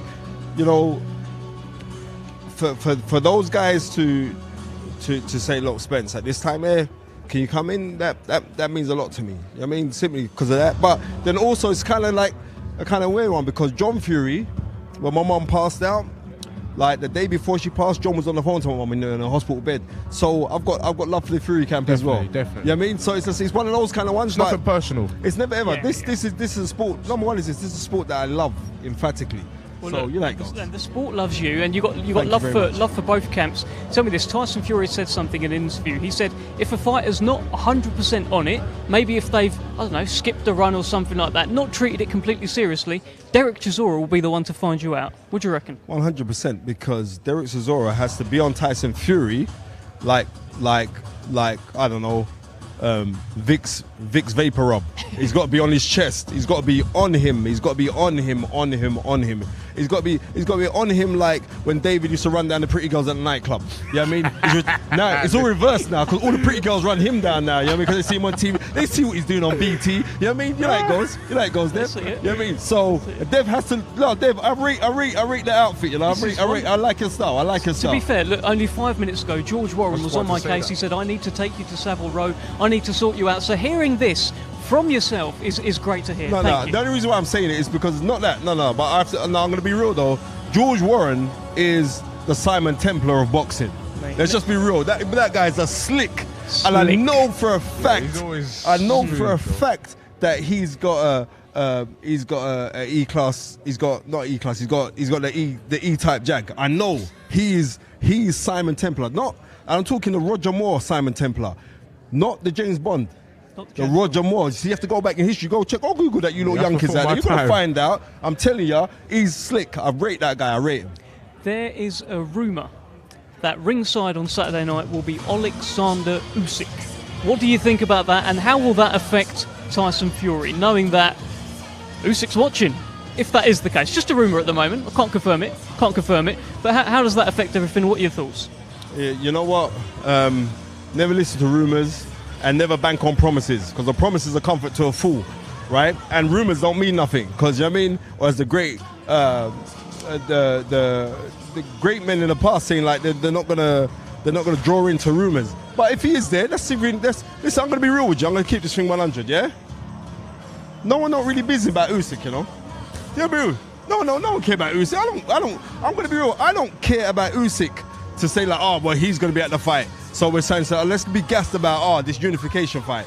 A unification fight, we haven't had. The last unified heavyweight champion that we had was Lennox Lewis. That wasn't a 4-belt era.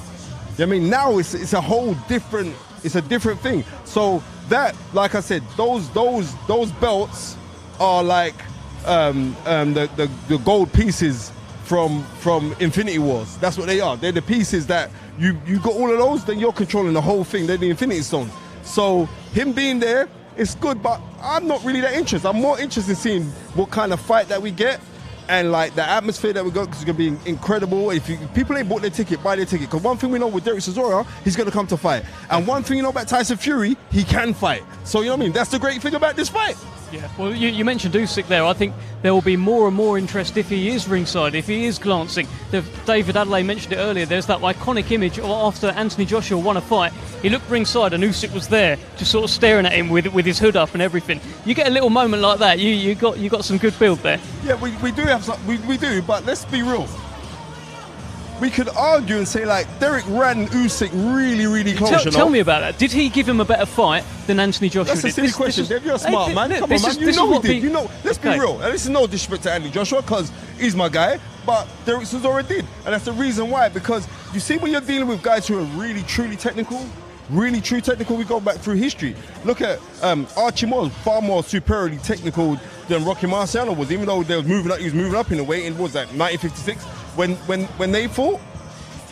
But my guy just listen, I'm just going to have it with you. And that's the difference. When you deal with technical guys, Jojo Walcott, far more superior, technically superior than to Rocky Marciano. Rocky Marciano knocked him out. Ezzard Charles is one of the greatest fighters ever to do it.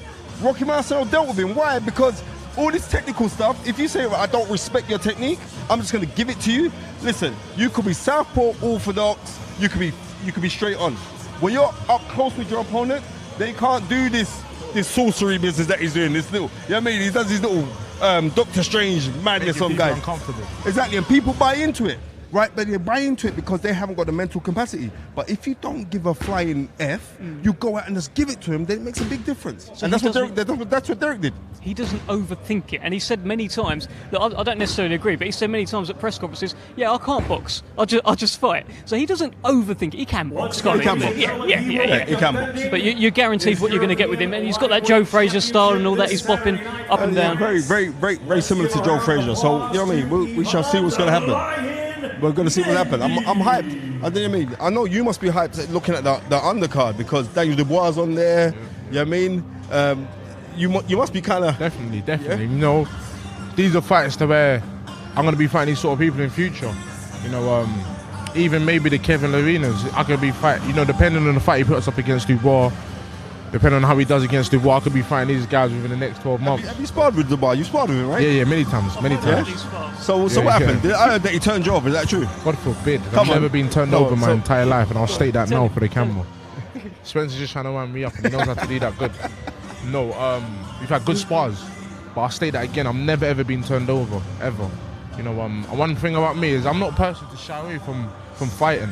And I don't shy away. If I lose a spar, if I get my ass handed to me in sparring, I'll turn out and be like, that was a good spar. Credit to you. You know, well, we have good spars, all 50-50 spars. Everyone knows he's got heavy hands. Everyone knows I've got heavy hands. We stand there, we have it out. You know, sometimes I wish there was cameras here, you know, when we were sparring. I wish it as well. Spencer, we've got to lose you. It's been wonderful speaking to you. I could speak to you all day, mate. First time we've ever done an interview together, so it's all cool, man. And it won't be the last. Yeah. So I'll take that off you. Say bye to Big D. Do your thing, man. After you just tried to say he got filled in by Dubois in sparring. And we're going to bring in Yvonne Mendy, the European lightweight champion. He's going to get brought to us very shortly. He takes on Denis Beranchyk. Denis Beranchyk, of course, he was juggling and all sorts of stuff. It's funny, I just saw his team recording Yeah. Mendy when he was doing his public workout there, so obviously they're going to be studying him and seeing what he can and can't do. Yes. Well, here comes Yvonne Mendy being brought into us. He's got that wonderful blue and gold belt. And we've got our translator, Lou, who we know so well. Yvonne, great to see you. That's David Adelaide. Okay. Yvonne, this is your third fight in the UK. You've had a win, you've had a loss. How are you feeling? C'est le troisième combat en interne. Tu as perdu en 3, tu as gagné en 3. Là, je me sens super bien. J'ai fait une grosse préparation mentalement, physiquement. Et je suis vraiment, vraiment motivé. Vous savez, boxer en Angleterre, c'est ce que la plupart des boxeurs souhaitent. Et devant un public en folie, j'ai hâte de prouver mon niveau. I feel really good. I've been training really well. I feel strong, ready, and I really enjoy fighting in England in front of a crazy crowd. So I'm really going to come and show my level. So what do you know about Denis Beranchyk? We've just seen him in the ring. He was juggling. We've seen his ring walks where he's come to the ring as Super Mario. What do you know about this guy? Quoi tu sais sur Denis Beranchyk qui a fait de trucs dans le ring, Le show. le show, le Ringwalk, et il était Super Mario. Tu connais beaucoup sur lui? Bah, un petit peu, je sais qu'il était connu dans les rangs amateurs, il a fait une médaille de bronze, notamment ici en Angleterre. Et c'est un très bon boxeur, hein. Et il faut être prêt physiquement, prêt mentalement, comme à chacune de mes habitudes. I know a bit of him. You know, he won an Olympic medal here in London, and he's a very good boxer. I'm going to have to show my level and skills. What can we expect on Saturday night? Il y a beaucoup de respect sur samedi soir. D'accord, bien sûr. Après, en tant que boxeur, on se respecte vraiment. Et sur le ring, ça n'empêche pas de tout donner. Je donnerai vraiment tout et voilà, je vais chercher à gagner avant la limite comme à chacune de mes sorties. There's always respect between boxers, and on Saturday I'm going to have to really push my limits and show that and go out to get the win. Well, tell us your prediction then on Saturday night when you take on the unbeaten Denis Baranchyk at Tottenham Hotspur Stadium. C'est quoi votre prédiction pour samedi soir contre Baranchyk? Pour moi, C'est votre prédiction, oui. I win. I win. Very confident. Wonderful to see you, Yvonne. We'll take the mic off you. Thank you, Lou. And great to see you. We'll head back over to Thomas Schreiber, who's about to invite Kevin Lorena into the ring. He brings a professional record consisting of 28 wins, just one defeat. 14 of his wins come by way of knockout. He is the current WBA Intercontinental Heavyweight Champion. Let's welcome into the ring, Kevin the Gutter Dog Lorena.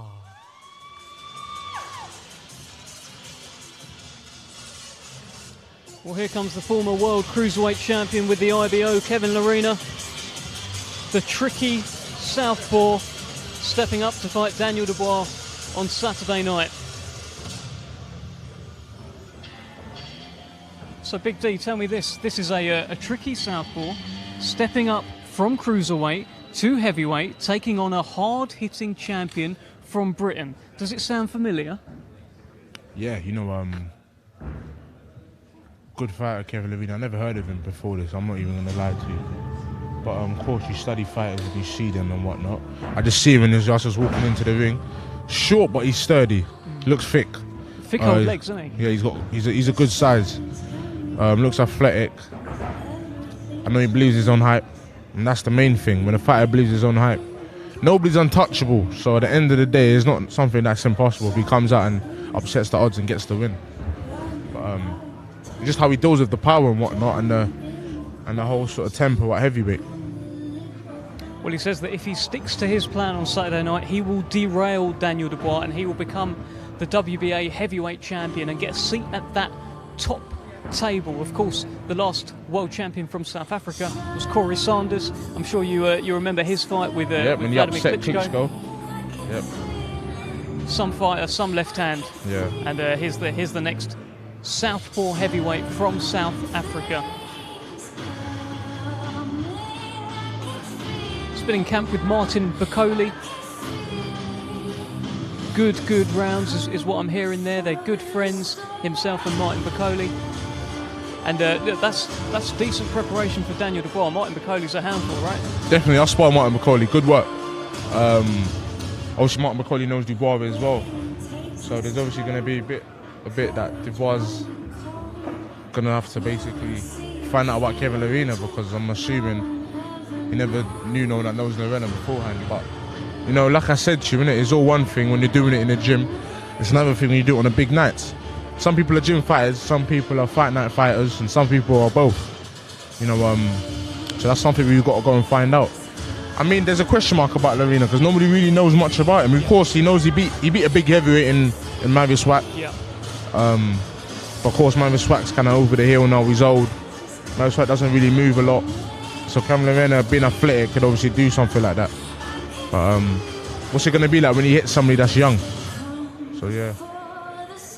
Well, looking around the room here, we can actually see that Derek Chisora is watching. He's watching Kevin Lorena.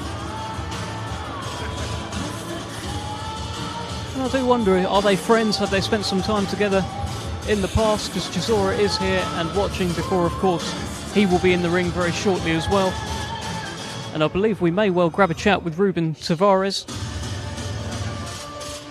Ruben Tavares coming in here. Ruben? Dave, how you doing? Do you want to jump in here? Yeah, you want to jump in there, mate? Looking good. Trying, man. I'm trying. Great to see. Let's have a look over here. How's camp been? Easy, boring question, but tell me, how's he looking? War. Camp has been amazing. It's I think this is the most Derek has ever enjoyed a camp in his life. He's gotten to the gym way earlier than everyone else. So if we say, right, training's at 10, he's in at 9:30, so we come at 9:30, he's in at 9 o'clock. So he's always trying to get there before us. So it's been good. He's enjoyed it a lot. That's important, of course, for a fighter to be in the right mental space going into a fight. Absolutely. And, you and Derek train at the same place, down at Manor. He's just buzzing around every time he sees people like Dave and other boxers. He's just buzzing. He just wants to talk boxing. He's enjoying it more than he's ever enjoyed anything in his whole career, so it's fun.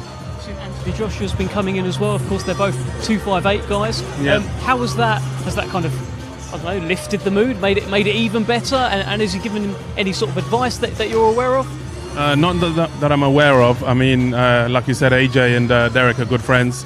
And AJ's been coming down to support. And I think it's important because, having someone like AJ, who's, former heavyweight champion of the world, just lifts the mood and the spirit in the camp. So it's been great. What is Derek Chisora's route to victory on Saturday? Just to do what he's been practicing with Don Charles in the ring. I think when it clicks and it's going really well, Derek looks unbeatable. He looks amazing. So just stick to the game plan. Do you feel as though you're getting a version of Tyson Fury who's maybe got a few more miles on the clock? Maybe his feet have slowed down. Are you looking at that? You're shaking your head, but you tell me, what are you looking at when you see Tyson Fury? When I see Tyson Fury, I see the heavyweight champion of the world. I see someone who prepares for every single fight like it's his last fight, like his life depends on it. And that's why he's been so successful. He prepared for Wilder better than anyone thought possible. For Dillian, I don't think Tyson ever takes a fight not serious, and that's why he is where he is. I mean, Dave will tell you, you're stepping in the ring. I respect all fighters, from amateurs all the way through to professionals, because when you're stepping in the ring, I think people don't understand how much they've sacrificed. Exactly. No parties, no birthdays, not going out, not eating the things that other people eat. So it's a huge sacrifice, and the proof is in the pudding, and Tyson hasn't ever lost. He's beaten everybody. So it's going to be a super tough night for Derek, but we believe he can do it. He's prepared as well as possible, so we're looking forward to it. This version of Derek Chisora, war, right? And we know exactly what we're getting, and we've seen him bang tables at press and saying, "I bring war." How do you think he would have done against the old Derek Chisora, against Del Boy? This version of Derek beats the old version of Derek. He's fitter, stronger, much better prepared.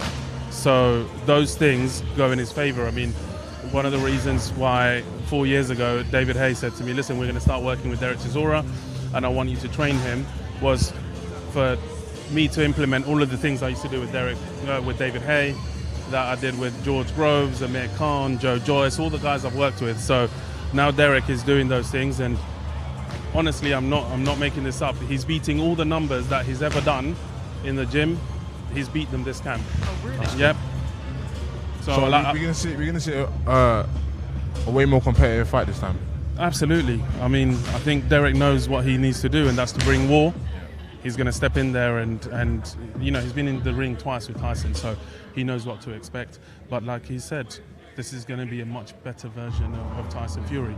And so, working with Sugar Hill, he's learned some things. And so that's the kind of version that we've had to prepare for. Obviously, the first two fights we did see a different Tyson Fury. Mm-hmm. One of them he had hair. I mean, the second one 8 years ago, he did the whole thing southpaw. He danced around. He moved around as well. Mm-hmm. The more recent Tyson Fury that we have seen, he doesn't seem to be doing that so much. He seems to be more of a seek and destroy kind of boxer. He's planting his feet. Yeah, he's planting his feet and he's letting bombs go. And we've had to prepare for that also, because he's a more dangerous Tyson Fury, but you're also going to get a more dangerous Derek Chisora. There is a rumour that Alexander Usyk will be ringside as well on Saturday night. just a quite important set of eyes watching that Derek Chisora knows. I mean, is he thinking about an Usyk rematch at some point? Everyone's talking about Fury Usyk. Yeah, what about I think Derek doesn't look beyond the fight that he's got ahead of him. Then once that's done, then he can look to other things. Yeah, fantastic. Look, it's going to be a big show. Look, he's no stranger to fighting in a stadium. Of course, the David Hay fight was there as well. Is he excited? Like, do you have little chats about, he's fighting at Tottenham Hotspur Stadium? It's a big event, big occasion. Is he excited? Yeah, Derek enjoys this. He enjoys the build-up. He enjoys fight week. He's used to it. He's used to it.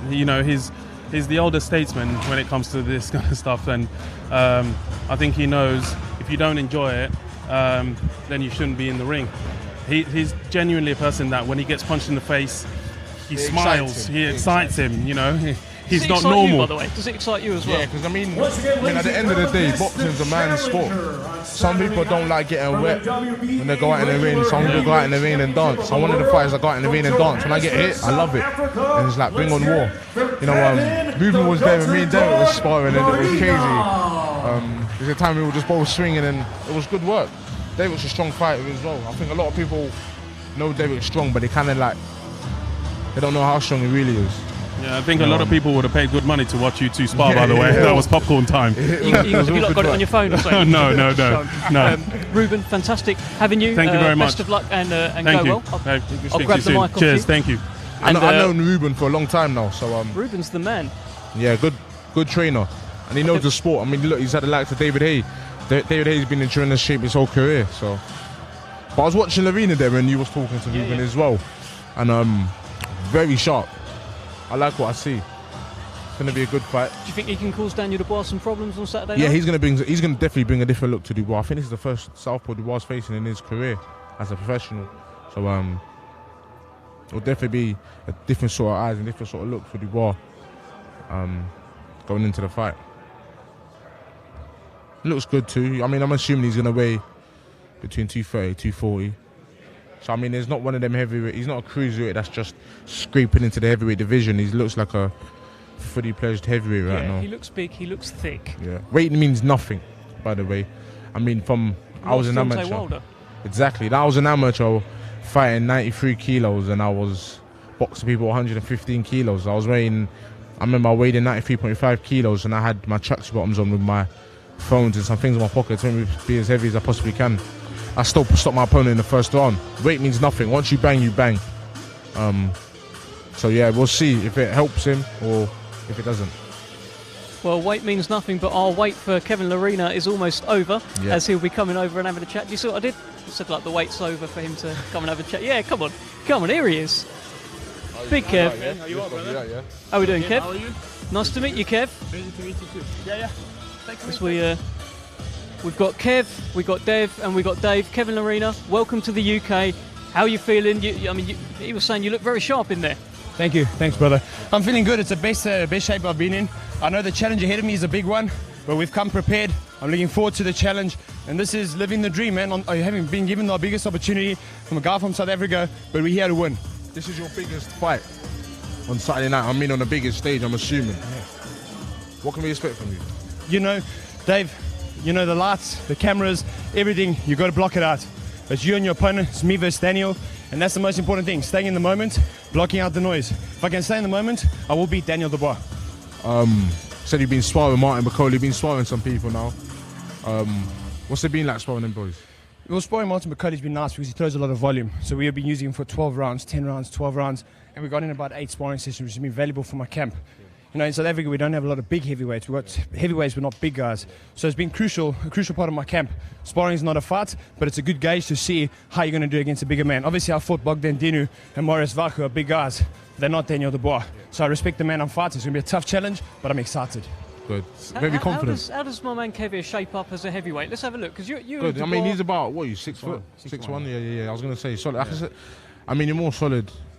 When you look on TV, but exactly that. I mean, I assume you weigh about 230, 240. We were just talking. Weight doesn't really matter. Yeah. Once you go in there, I mean, I was a light heavyweight growing up. Yeah. I was weighing 93 kilos and 94. I was boxing guys 20 kilos heavier than me and having no problem. That's the thing. Like, I couldn't make the cruiserweight limit anymore because I was walking around about 220, 230. And you don't have the fat on you to not shed too off. much, not too much. And then dropping to 200, it's not good for you. So, you know, for me, I had to fight cruiserweight and really struggle to make weight. Now I'm not struggling, so I'm not sacrificing on that power. I'm able to be the real me with full energy. And eat as much as you possibly want. And rehydrate and refuel. Most definitely. And not worry about cutting 10 kilograms of weight in 2 days. Well, let's have a look at Daniel Dubois. That is the task in front of you on Saturday night, Kevin. What are you seeing in there? I mean, this is a big guy. He's in shape. What do you think? Yeah, he's a big, strong guy. He's nice and strong. Like I said, I don't underestimate Daniel Dubois one bit. I know how strong he is. I know how big he is. He's 6 foot, 6'5", 6'6". He's strong, he's lean, you can see he's been conditioned, but he hasn't fought a 6'1" slippery cruiserweight, you know what I mean? Well, he said that you are the task in his way, and therefore he has to demolish you. What are you going to do to stop Daniel Dubois demolishing you on Saturday night? I'm going to make him miss and I'm going to make him pay. You can hit men you stand in front of him, but when you're moving around him and keep him off balance, let's see what he can demolish. What do we expect? I mean, is it going to be a points victory? Is it just to go out and get the victory, or are you going to stop him? You know, David, for me, it's always about victory, whichever way it comes. If it comes as a stoppage, it's a bonus. He's a tough competitor. I never underestimate anybody because this man is a champion. I'm the challenger. All pressure's on him. So I'm going to go out there, stick to my game plan. God willing, I can stick to my game plan and focus on the job at hand. He'll struggle. Well, there we go, Kevin. Lovely having you. Thank you for talking us through that, and go well. Take it easy, my brother. 100%. Take it easy. And we will see you in the week. We're now looking at Daniel Dubois in the ring, a man that David Adelaide knows very well. You've shared plenty of rounds with him. Yeah. Have you seen him? When was the last time you sparred him? 18 months ago, I'd say. Yeah. So he's come on since then. Obviously, he's become a world champion since then as well.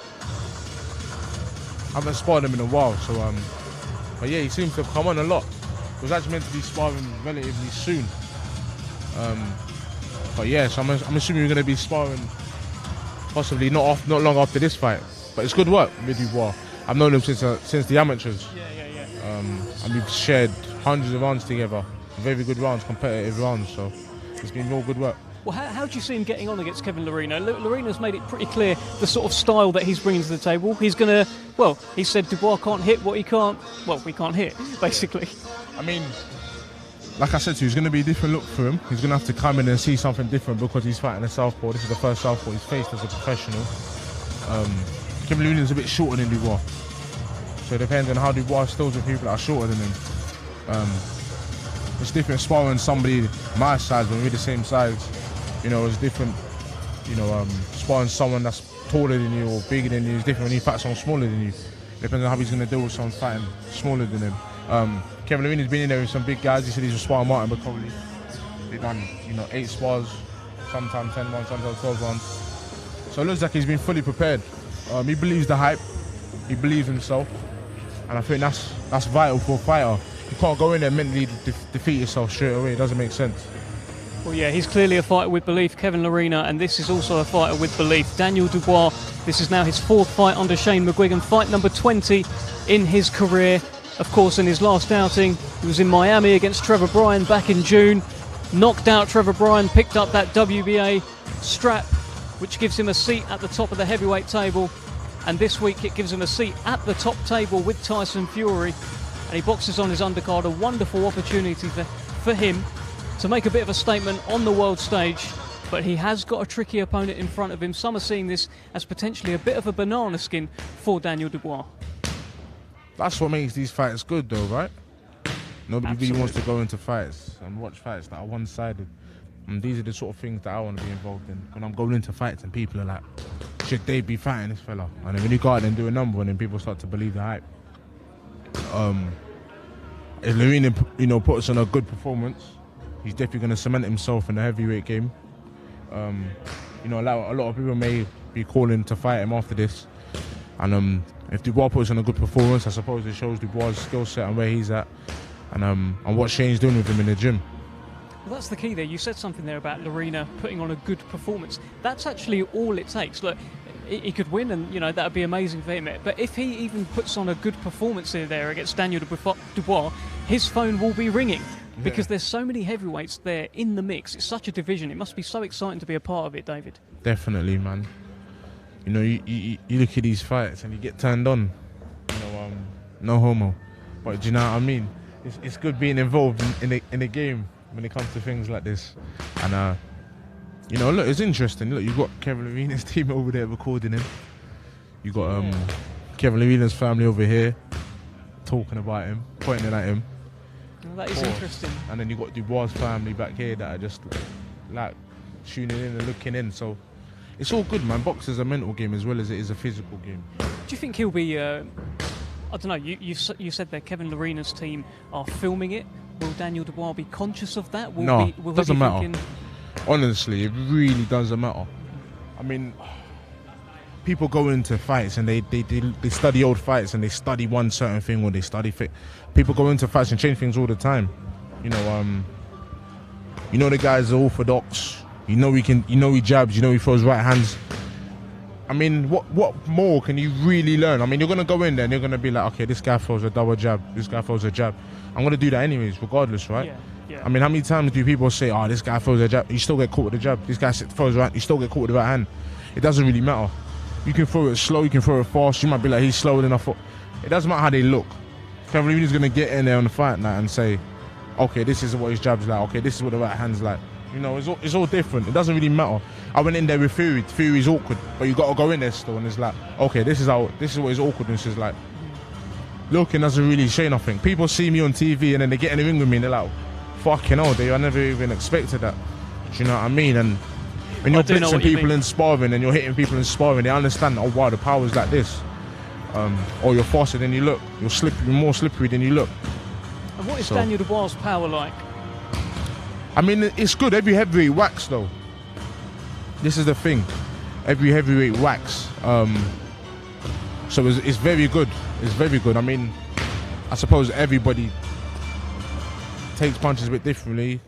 I've never been down in my career. Thank God, amateur all pro. You know, and I'm grateful for that. So I suppose I've sparred everybody from Joyce, Fury. I've sparred everyone. But I'll put Dubois' power is definitely up there. But Fury hits as well. Joyce hits as well. Bacoli hits as well. You know, you spar everybody. Everyone whacks. Once you get to a certain weight, everyone whacks. Same thing with the cruiserweights. You know, once you're a cruiserweight, once you get to about 90 kilos, everybody whacks. I was stopping people and I was making under 91 kilos. Well, this is a man who can certainly whack. Daniel Dynamite Dubois blitzed his way up to a fight with Joe Joyce. Yep. Perhaps a fight that came a little bit too soon for him. Joe Joyce, he put on a good performance. Yeah, you well, can't knock it. This It looks is the thing. better and better, doesn't it? I that mean, performance. even the fight he did lose, we have to give credit where credit is due. Dubois looked good. He didn't look out his depth. He didn't get in the pool and start drowning. He still swam. He couldn't make it to the shore. But it doesn't really matter. Well, that's the thing. As Joe Joyce continues to rise, continues to put on performances like he did last time against Joseph Parker, and the way that really he dealt with Joseph Parker in there makes Daniel Dubois' performance against Joe Joyce look very, very good, because Daniel Dubois was in there winning rounds against Joe Joyce and having success in there, but maybe it was all at Joe Joyce's pace. Yep. And I mean, look, Joe Joyce has gone on to do tremendous things in the sport. The guy is knocking on world title contention, you know, he's knocking on the door, so he lost to a tremendous fighter.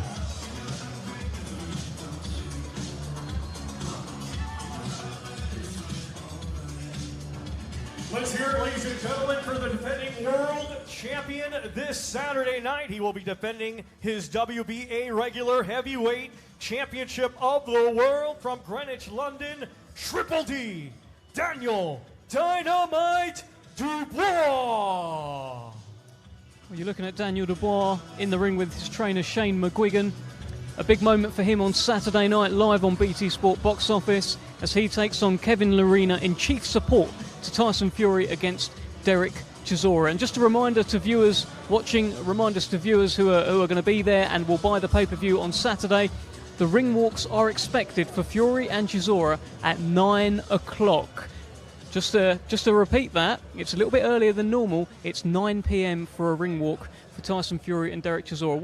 What a joy it is to have Tyson Fury Saturday night in the UK on at 9 o'clock. I mean, you've got to get involved. Primetime TV. Prime time, you see it. It's not too late, so you can still watch TV You can still watch a movie afterwards. Yeah, up And, to you. You know, you could record Strictly, watch that after. You know, Exactly. Do you watch Strictly? I don't know. Is that I just a don't. sort of me? Yeah, it's a I you didn't think thing. you would, to be honest, Yeah. mate. You're good though, Dev. Don't worry, it's not too bad. You know what I mean? I can dance, so one day I might go on Strictly. Who knows? Okay. Look, Who knows? it could well be in your future. I got some mate. grease in my hips. I can move them. The snaky hip, David Adelaide, looks on as Daniel Dubois gets his photos in the ring, and hopefully we'll grab a quick chat with him. You're not going to like kick off with him, are you? You and Daniel? No, where's the security? Oh, where is the he's my security? I guy, think I'm man. your security. No, we're cool. I think I'm your security.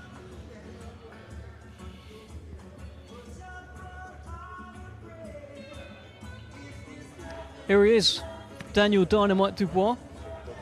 Big fist bump that. How are you feeling? This is a big opportunity for you on a big stage, in a stadium, on a huge show. You must be excited, right? Come on, your face isn't saying you're excited. I'm sure, yeah, I'm ready for it. His guys, he's coming for me, and I know he wants that rep, so I'm going to be ready for him. He was watching on. His whole team is watching on as you're doing that. Have you had a chance to have a little look at him yet? I'm ready for a fight on Saturday. You know, now I want war, and I want to destroy him. So let's get it on. What? I mean, this is going to be your first Southpaw as a pro. What can we expect? Destruction, devastation. It's the same old thing. I know he's going to come for. You know, he wants everything that's I want, the world title and all of that. So this is everything that's on the line. I'm fighting for my life, and I'm ready to go. I mean, I'm assuming you think you stop him, right? Definitely, by any means necessary, but I want to destroy him. Like I said, it's war and devastation. He's been doing rounds with Martin Bacoli as well over in South Africa. How do you think that will help him prepare for Daniel Dubois? We and Martin have two different styles of fighting, but I'm more on that. I don't look into that all of that shit. I'm ready for a fight now. I love this. Listen, you're also on the same show as Tyson Fury. You're still here. We'll give you a couple more questions, right? You're on the same show as Tyson Fury. Tyson Fury has had your name in his mouth. You have that WBA belt that Tyson Fury may one day have. Are you keeping an eye on what's going on with him? Are you seeing him as a future fight for yourself down the line? Yeah, of course. You've got to have all eyes on all these guys that are coming up and around this division.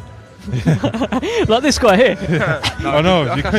You know what? This division's lively right now, so it's I've got a job to do on Saturday, and everything else past that is we can talk after that. Listen, I want to ask you one more. Go on. Who have you been sparring leading into this fight? I know he's a southpaw. You know he's short. Yeah. It's one thing getting cruises, one thing getting pros. I've been sparring, some different guys, but I've been doing a lot of work outside of the ring. Mobility and all of that, speed work. So I think that was all going to come into play now. I'm at good weight. I'm light, so I'm ready to go. We saw Dillian White return over the weekend. He beat Jermaine Franklin. He's a fight that you've been linked to. It could have been this fight. What did you think? I bet you didn't watch it. Did you watch it? Yeah, of course. I sparred Franklin. Franklin was okay, If it was in the USA, you could make a case for him winning the fight, but it was Dylan was a man, and he got the decision, did what he had to do, and you never know down the line. You want that fight soon? Down the line, definitely. Okay. Well, it's all about Kevin Lorena on Saturday night. We wish you the best of luck, Daniel Dubois. Yeah. Thank you for joining us. Nice one. And we'll head back over now to our MC for the day, Thomas Triber.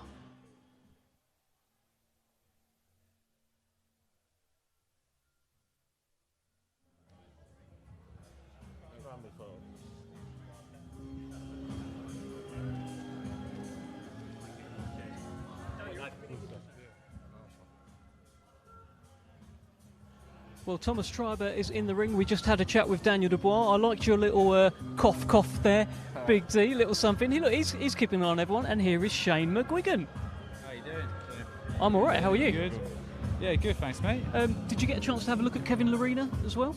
Working out? Yeah. No, I've seen his fights, so I think we've seen enough. You're not going to gain anything from no, today, I don't are you? think so. No, I mean, I've analysed him, seen what he's about. I think if you let him get settled into the fight, he can be quite tricky. Makes himself small, and I think he uses his speed to his advantage. But he's been in there with slower heavyweights, Whack, Bogdan Dinu. Daniel punches quick, so that's just going to be a defining factor. Do you think this will be his true sort of introduction to the heavyweight division then? for Lorena, yeah, definitely. Yeah, this is going to be a bad night for him. And how's he looking in the gym, Triple D? I mean, this is camp number. How many you had now? 4. We've had 3 together. This is the 4th camp. This is the 4th one, So and he's looking good. Yeah, he's slowly progressing. You know, he's always been out of punch. He's just need to add a little bit to his game. He's always had a great jab. Stays over the jab a little bit too much, and you know, admires his work too much. So you know, the thing is like getting him to exit right, be a bit more active before he lets his shots go, and it's all coming together. well, he's been. Well, here's Derek Chisora as well. Derek, good to see you. All right. Oh, what are you doing? Oh, yeah. Look, I knew I'd struggle. You're all right. But let's keep Shane McGuigan in, because I don't think you'll fill me in. I think he might. I mean, you would obviously beat me up, but you just wouldn't have to. What do you think about the main event then, Fury Chisora? I mean, you've just seen War there. He seems to be in shape. He seems to look well. What do you think? He's always going to come and bring it. That's the thing, you know. If Tyson's not up for it, then it's going to be a hard night's work for him. But I think, you know, size and physicality obviously lie in Tyson's favour. But the thing about Derek is he takes his licks well, you know, and he always makes himself small and always fires back. So you're never going to be in for a dull night when you got him in front of you. Well, one of the things that people are saying is, and I don't know if you agree or not. What camp have you been in? What? Tyson. Yeah, Tyson's. Why is he so pally with Derek then? Because he's my guy as well, isn't it? I mean, end of the day, man, business is business, and that's good. It's nothing personal. But I was sparring Tyson, getting a lot of work with Tyson. I sparred Jermaine Franklin. I did a lot of rounds with Franklin. You know, like I said to you, I was doing rounds when Tyson was getting in first. Tyson jumped out. I stayed in the ring, and then Franklin jumped in, and I was finishing off with Franklin, doing rounds with him. So it was good work. But I mean, look, I'm not a sparring partner, so I'm going in there boxing as myself, learning myself. So I'm not doing a thing where I'm getting in there. Tyson's calling me up like, look, we need you to implicate or be like Chisora. No, I'm not a sparring partner. You know, I'm at a certain stage in my career now where it's like, you know, I want to start doing things. Say that again? It's got to benefit you as well. Yeah, exactly that. Exactly that. It's a great division. It's a lively division, Shane. It's been wonderful speaking to you. We'll let you go, and we're going to have a little look at Derek Chisora. I think that's mine. Yeah.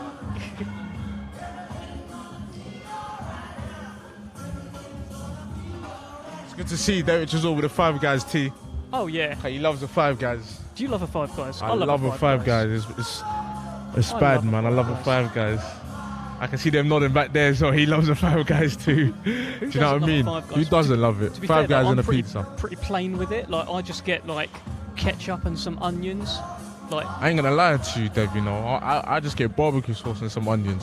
It's when you put in the whole lettuce, the tomato, it takes away from the burger, man. Let me eat my burger, enjoy it. I have my salad on another day, or separately. We are looking at Derek War Chisora, his second shot at a WBC World Heavyweight Championship on Saturday night against Tyson Fury, live on BT Sport Box Office from the Tottenham Hotspur Stadium.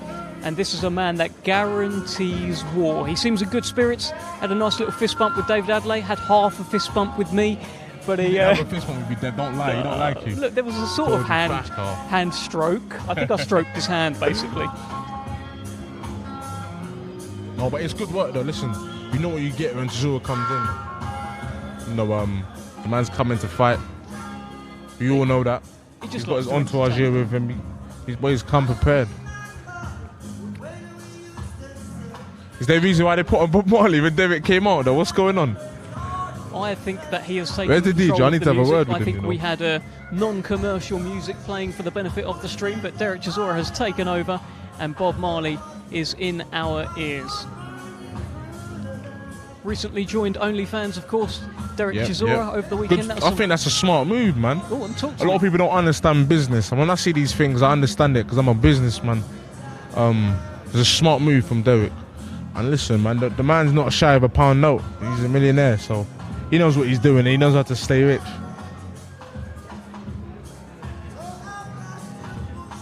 Looks good. Looks very trim too. He does look trim, doesn't he? And you can see that. See, this is the thing. I've sparred both fighters, and I know what it's like sparring Chisora. One thing I got to give to Chisora is he knows how to. He's strong. A lot of people have to be at a certain place to be strong or whatnot. Chisora is strong on the outside, on the inside, and he generates power like that. You know, you could be in a clinch with Chisora, and he can end up doing something, and he shows he's strong. He's a strong guy. So Have you learnt much from Chisora in the spars that you've done? A lot. Brought you on? A lot. I mean, and that's why I rate Chisora as well, because he gives me a lot of advice. So yeah, we speak all the time. These guys ain't far away from me. I got all their numbers, so if I ever need anything, I just ask them, listen, how do I do this, or what's this, or how did this benefit me, how doesn't this benefit me? So it's all good.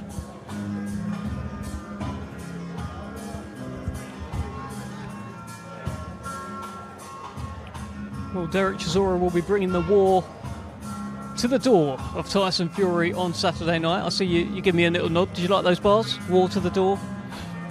You're trying, innit? God loves a tryer.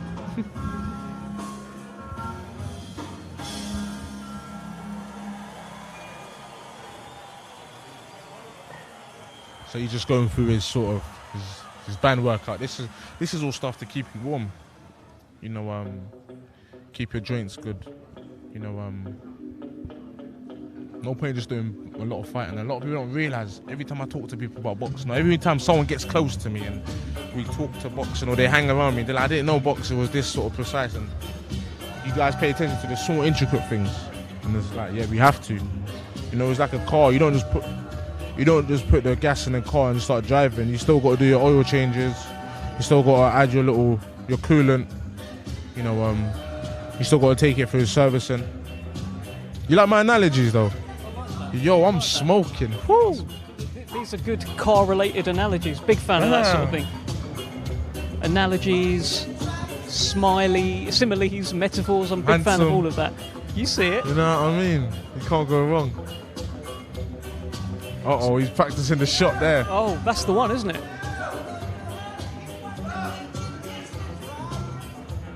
That is the one. Is that the shot that knocked out Carlos Takam? Is that the one? Again? Yeah, it is.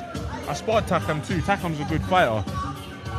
Very good fighter. And that just shows the level Chisora's on and the power he kind of possesses. You don't really do that to Takam. He doesn't normally end fights on his back. Exactly like that. And Takam's been in there with some big bangers and he's never gone over like that.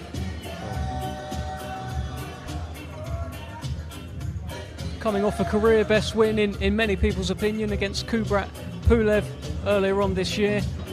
Do you know what I love? I'm so sorry to cut you. Do you know what I love? Go on. Chisora's wasting everyone's time. He's just warming up. He didn't even come here to do a workout. He's literally in the ring and he's warming up. So he just used this time to be like, you know what? Fuck it, let's just warm up. Do you think he's going gym after or something? I mean, he's probably going to go home to do a workout because he's not doing it now. I mean, it's funny. I mean, the hard work's done, to be fair. A lot of people come in here just to kind of shake off the cobwebs. But what Chisora's doing, he's doing what every other fighter done backstage, which is literally just warming up to get ready, as if you're going to do a workout. Getting a few stretches in. But you just, I described him earlier as probably the most unpredictable heavyweight out there. You don't know what you're going to get with Derek Chisora. Not just inside the ring, but, well, no, inside the ring, you know it's going to be war. But outside the ring, I can't get a read on him. I don't think he likes me, but I'm not sure, you know? No, I mean, Derek's good peoples, man. He's funny, yeah. Derek's Derek. But yeah, I mean, with you, you're just making your job hell. So we love to see it. I mean, you don't love to see it, but yeah, I love to see it. It's all part of the fun, isn't it? It's all part of the game.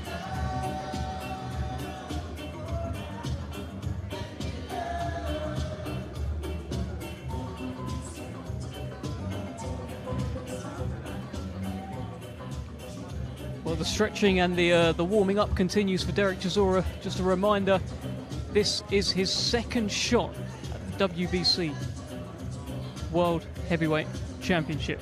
And I understand that Tyson Fury himself will be entering the room very shortly. And I'm sure he's going to get a little peek at Derek Chisora, see what he's all about. He knows what he's all about. He's boxed him before. They both know what each other's about. Yeah. I'm not sure there's much different when you get in there, you know.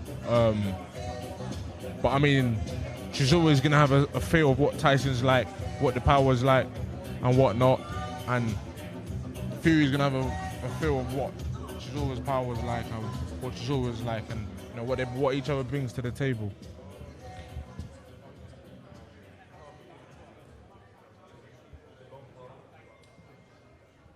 Well, Tyson Fury is now in the room here at BT Sports Studio, as you can see on your screens now, that glorious green and gold belt, the lovely hat. How are we? All right, Dave. Tyson Fury, David Adelaide, old pals. A little hello there with Dubois and Tyson Fury as well.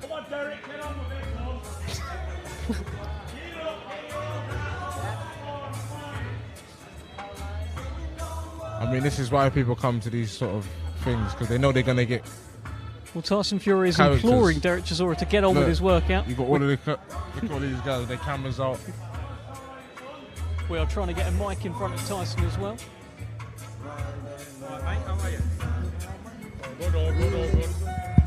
On my doorstep.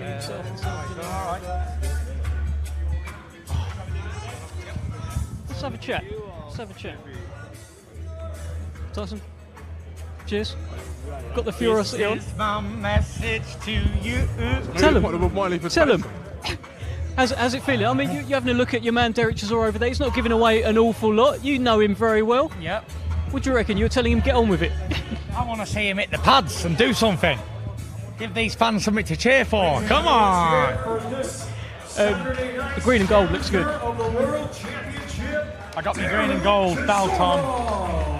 The WBC belt, walking around with it at the, whatever this is, the press conference. This is the BT Sports Studio for the workout. Tell me. BT Sports Studio live and exclusive here in the UK. You feeling ready for Saturday night? Yeah, I put in about 3 weeks training for the fight, and I'm looking, feeling good, feeling very good. Big D here has been in camp with you as well. Yes, he has. You've said that he's the future of the heavyweight division. Yep, I believe it. I said it to him many times. He's just got to work hard, dedicate, and get himself there. Good up. Oh, here we go. Good up. Well, I think we're about to go viral.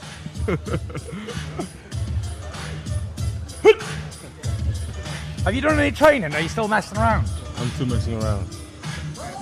Nice chains. Oh, thank you. You love to see it. Have a chat? You love to see it. Have you got anything to say, or? I ain't got shit to say. I'm buzzing. Good, because I'm buzzing. I'm gonna knock you out. And I'm going to knock you out.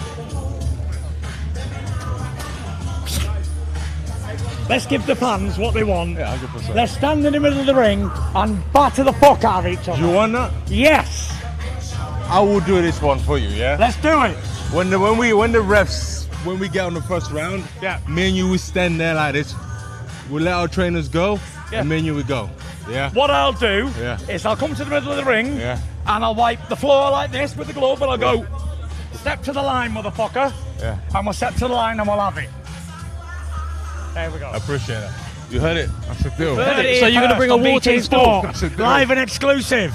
We're getting it on like Donkey Kong. Derek, let me ask you one question. Tyson's been down before, but no one's kept him down. Can you keep him down on Saturday night? We shall see. And these drinks taste like shit anyway. But don't shake his fucking hand. You're fired. Great to speak to you, Derek There you are, Chisora. guys, you heard it here first. Me and Chisora's going to stand in the middle of the ring and batter the fuck out of each other. Sounds like a deal to me. Well, look, that sounded like a promise. That sounded This like... fight is an end of an era. Believe it or not, this is an end of an era fight. And it's sad. It's sad for me to see this.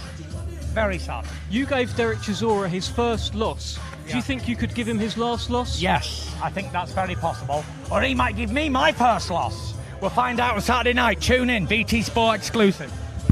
Well, there's Tyson Fury. Drop the mic moment. Drop the mic. He's going to jump in the ring now for a workout. We've had a little bit of back and forth.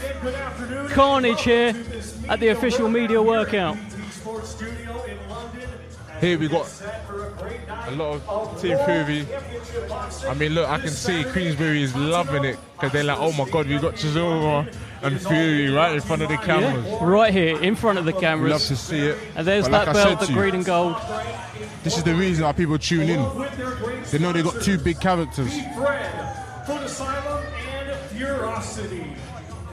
Well, ladies and gentlemen, this great event will be televised live on BT Sport Box Office in the UK beginning at 7 p.m. and also in the United States on ESPN+. You can purchase tickets through Ticketmaster or at the door of Tottenham Hotspur Stadium.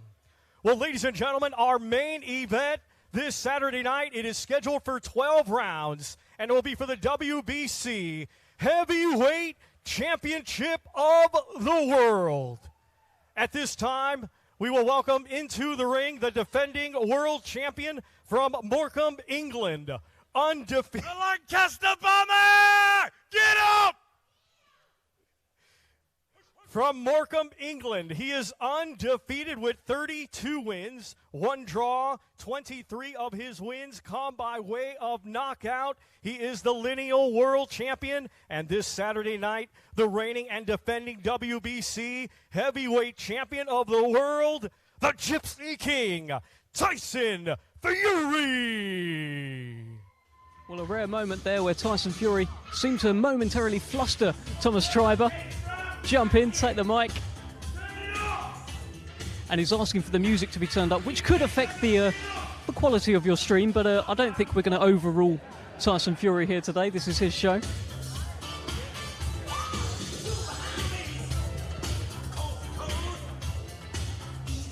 I just found where the DJ is. I didn't notice he was standing right there. This is fight number 34 for Tyson Fury on Saturday night. He's 34 years old now. In the defence of that WBC World Heavyweight Championship. Big D, David Adelaide, getting a lot of love here from the Fury camp. Of course, he's pretty much part of the Fury camp. I mean, how many times have you been up to that camp now? I mean, since the second Wilder fight, right? I think I've got an apartment up there now. Aren't you on Tyson's insurance, his car insurance? I'm on, yeah. I've been on his road in his car for like 3. It's just rolling over. Do you know what I mean? So yeah, I don't drive up there. It's too far, man. It's a 4 or 5 hour drive from London, so I'd rather just get the train, put my headphones in, zone out, and then when I go over there, I take Tyson's car and drive around. But yeah, it's good work. I love the gym as well, man. And the thing about Tyson is the people he keeps around him. I know everyone that's around Tyson, and yeah, man, they're people that keep it real. They don't see Tyson as Tyson Fury. They see Tyson as Tyson. You know, that's the thing. They see Tyson as just his name. They don't see the Fury bit and think he's a superstar. And I think that's what keeps him grounded. That's what you need around you. Keep your circle the small. people I keep around me always look at me as David rather than David Adelaide. So, or Big D. Or Big D. I leave that for other people. Okay. Just a reminder to those watching, the Ringwalks on Saturday night on BT Sport Box Office are expected at 9 p.m. 9 p.m. on Saturday night, BT Sport Box Office. Wonderful time. Buy your tickets. Well, get your tickets too. Get your pay-per-view. It's BT Sport Box Office on Saturday night. Tyson Fury, Derek Chisora in this country on these shores. I mean, it's good news, right? Hotspur Stadium. I mean, beautiful stadium. I've been there before. You can't go wrong. Lovely, lovely stadium. You know, it's going to be a good fight. What's he doing? What's he doing here? He seems to be just warming himself up, warming up his shoulders. Look, Tyson, you got some people that kind of just live it. Tyson knows what he's doing in front of the cameras, man. He looks good in front of the cameras. You know, he knows how to keep people going. I mean, look, he could have wrapped his hands backstage, but he decided to give the cameras a show. So he knows what he's doing. He knows how to. Well, for the Fury White workout earlier on this year, he brought the chairs into the ring, and my untrained eye was getting so excited. What's he going to do with these chairs? Just sat down with Sugar Hill and wrapped his hands. Yeah, you know, you get used to it. You know, Tyson's like that. He wraps his hands before every session. Same thing with me and my coach, Frank Reeves. You know, he wraps his hands professionally every single session. A lot of people get surprised by that, but I mean, these are your money makers. They're your chores. You know, it's like going to do a day job every single day and not really bringing your hammer because you can bring something out. You might as well bring the hammer because that's what you're going to be using. Today, the analogies are on fire. Look at this guy. I'm usually like that, man. You know what I mean? They love me. We've got Chisora there now. Yes, Derek Chisora has come out with Chisora to have a look at Tyson Fury. Because nobody knows what he's going to do.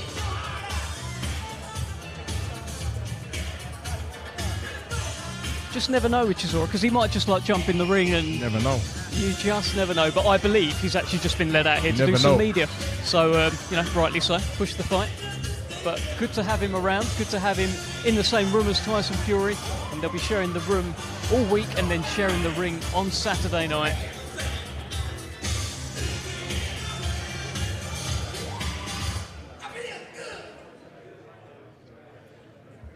I love how the journalists and the paps just all run in front of the cameras and start snapping away. I'll tell you, sometimes things like that, it just turns you into fans, and they end up running down as fans. Like,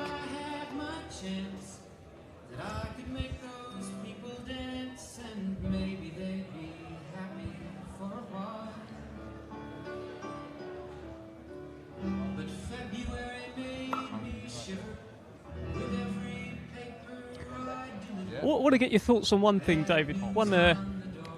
Frank Warren said this. He said that he believes that Derek Chisora would give Tyson Fury a better fight than Anthony Joshua would. You've been in the ring with all three of them. You have a trained eye. Is Frank right? Styles make fights. You know, you got to see how Fury and Tyson gel, so you'd never really know. In terms of entertainment, I suppose I understand, because he knows Chisora's coming to fight Tyson, and he knows the sort of thing he's going to get out of them. I mean, look at them. They just made a truce. They just made a deal. Stand in the middle of the ring and have it out. So it depends on if they're going to stick to it. Who knows? But regardless, we do know it's going to be a good fight. So I think they'll stick to that. That looking, you know, I could see Tyson's eyes. I could see Derek Chisora here. That looked like a deal. And also, that's how Tyson Fury boxes now. He boxes coming forward. Yep. He boxes looking for the knockout. And Derek Chisora's been doing that his whole career. So I think we're guaranteed fireworks on Saturday night. Yep. Definitely, it's going to be good. Going to be a good show. You got a lot of eyes on these sort of shows here. I mean, what is the capacity? 70,000? Something like that. It's going to be absolutely rammed in there Saturday, and back-to-back stadium fights. Wembley Stadium, Tottenham Hotspur Stadium. It's a good time to be Tyson Fury. Tell me this, Dave. Derek Chisora said to me recently that he has never watched back any of his fights. Have you watched? I mean, not his, but yours. Yeah, I watch all my fights. Okay. I need to see what I've done wrong, how have I improved, and what I do, and okay, did I do this, and do you know what I mean? It's one thing when you're doing it from first person, it's another thing when you're watching it back home. So yeah, I watch my fights. Do you understand where he's coming from, or can you not even imagine, like, what's he on about? I can understand, because it's a bit like, look, the fight's done now. What's done is done. On to the next. Yeah, definitely I can understand, but yeah, obviously I watch over my fights. Tell me, what sort of difference has Sugar Hill made to Tyson Fury? You've been up there, you understand. A big difference. I remember Tyson. I sparred Tyson. The first time I sparred Tyson was the Wilder Fury 2 fight in Vegas. I remember Tyson said, yeah, I'm putting it on Wilder. I'm putting it on him. Fuck the power, forget this, all of that. I'm going to put it on him. And he was like, what? And he done it. So Sugar just made him an aggressive man.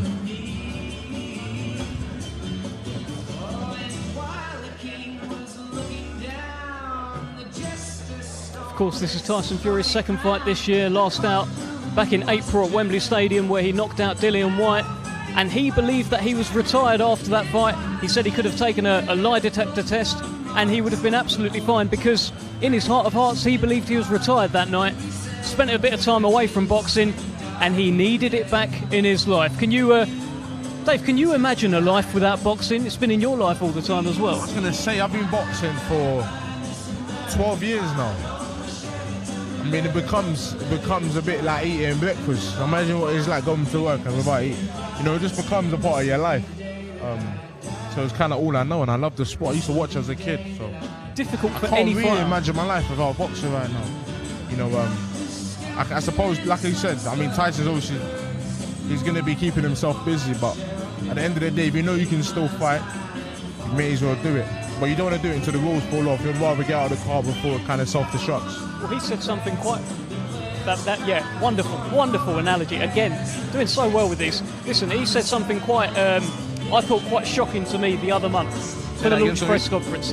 He said to me, he believes that he'll end up being put out of his misery in this sport, and perhaps the sport will end up retiring him.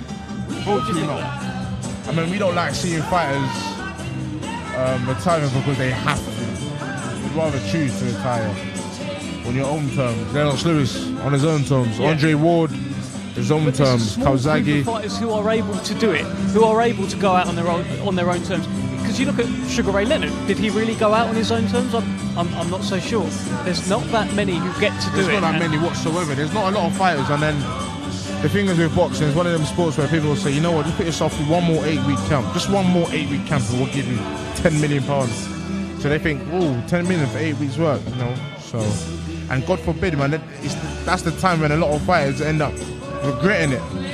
You know, no amount of money is worth it when your health's on the line. They can offer you 100 million. If you know it's not right, don't do it. You end up regretting it. Well, there is no doubt we are looking at a heavyweight at the peak of his powers, 34 years old, WBC world champion.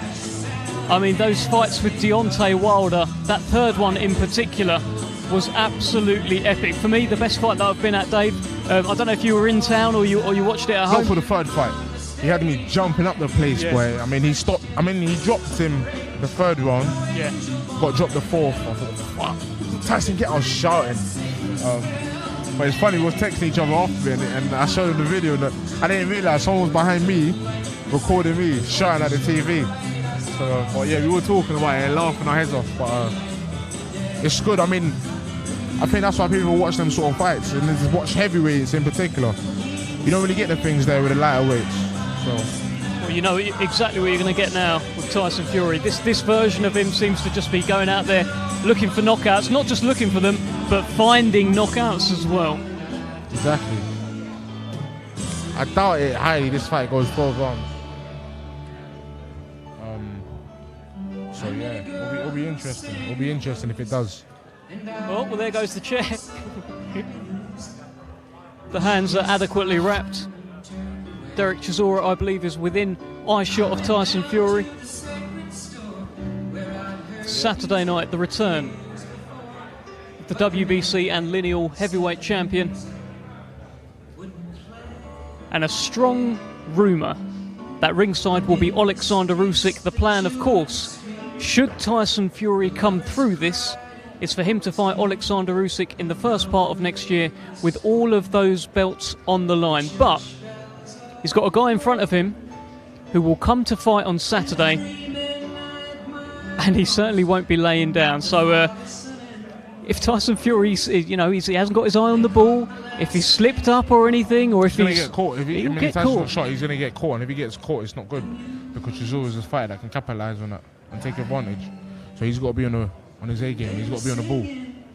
See Ruben Tavares there getting a bit of footage on the phone as well. I mean, what do you make of that? Is that the same sort of thing as... It's funny because I never noticed it until today. So maybe when I was doing my public workouts, all my opponents were doing the same.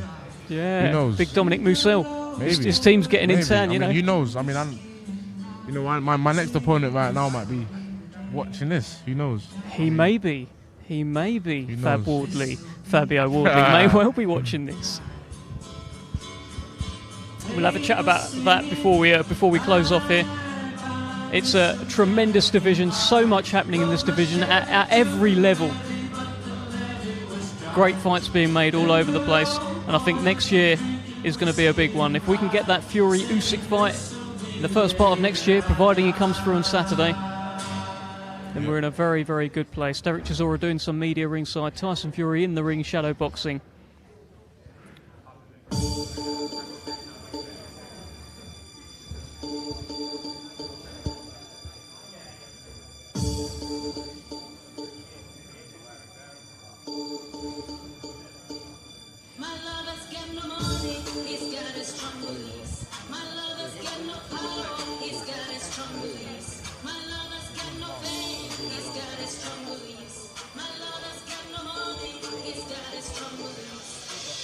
Bit of shadow boxing there in the southpaw stance from Tyson Fury. Of course, he boxed the entire fight against Derek Chisora in southpaw back in 2014. It's at the XL Arena that night. Chris Eubank Jr., Billy Joe Saunders was on that same show. It was quite the show back then. And now they've moved on to a stadium. Saturday night, Tottenham Hotspur Stadium, Tyson Fury, Derek Chisora.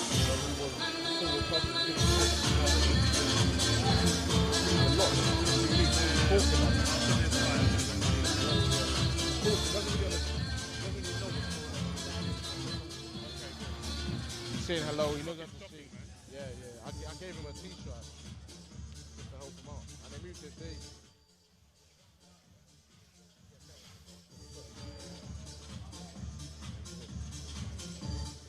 Well, an excellent media turnout here, as you'd expect. I don't think today's been open to the public. This has been a kind of behind closed doors event, but you do it somewhere like this, staff start hearing about it, they start making their way down. BT Sports Studio, and it's BT Sport Box Office on Saturday night. Tyson Fury, Derek Chisora, WBC and Lineal Heavyweight Championship.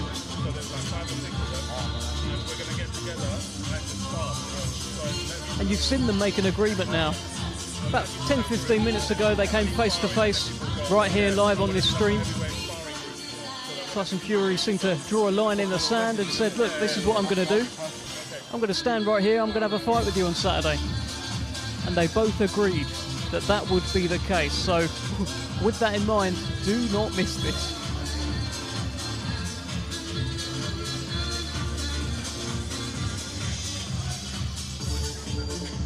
Good to see both fighters here. I love Chisora though, look at his face. Look at Chisora. Derek Chisora watches on. Freddie Cunningham with him as well, of course, representing 258 management. And they are watching Tyson Fury in the ring.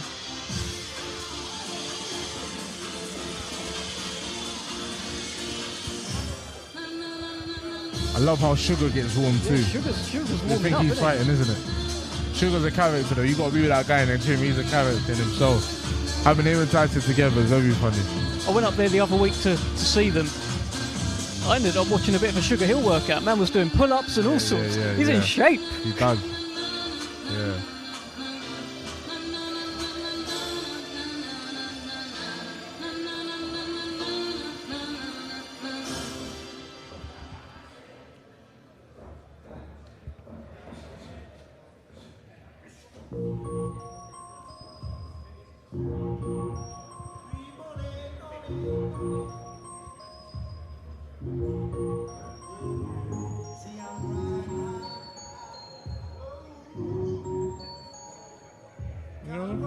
It's very interesting hearing Ruben Tavares when he was asked that question as to whether or not Derek War Chisora would beat Derek Delboy Chisora, and he said very much so, Derek War Chisora would win. I wonder who'd win out of this version of Tyson Fury and the old version of Tyson Fury, the one that beat Klitschko. What do you Interesting, because this one's way more aggressive. This one's a knockout artist. The other one's way more laid back, like slippery. Doesn't really get caught clean. So it'd be good, but I suppose it comes down to ring IQ, and obviously the ring IQ now is way better. So I'm assuming this Tyson beats the old Tyson pretty comfortably too. People don't realise, man, a lot of people, the ring IQ really does matter, because some fighters will know they're not as fast as other fighters or whack as much as other fighters, but still manage to get the W because of their ring IQ. So that really does matter.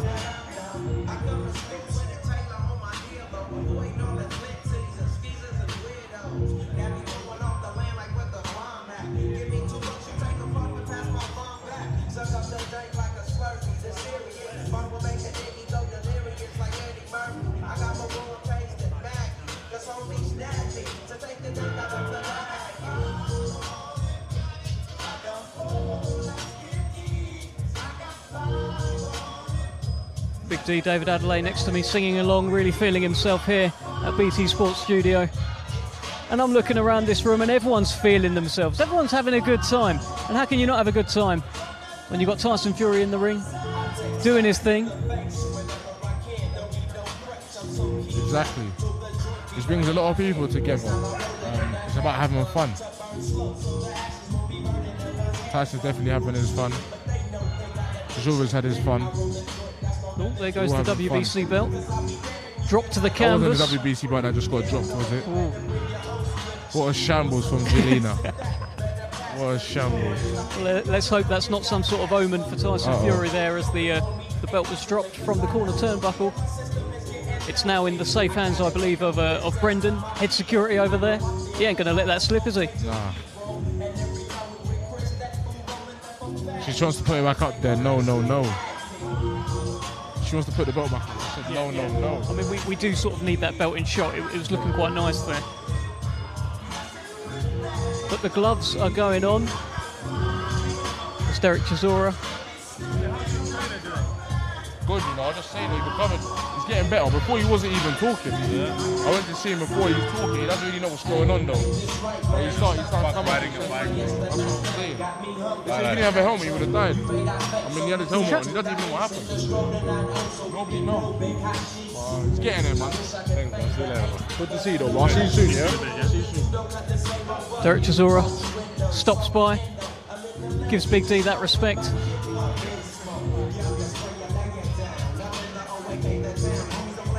Must be quite awkward for you. You're quite pally with both guys, aren't you? Nah, it's not awkward, man. It's the sport of boxing. Like I said, when I go in there to train, I train with Sugar as well. So I'm going in there to train. I'm not just going in there to... It's not like I'm going in there to see Tyson and then going against him. It's all love at the end of the day.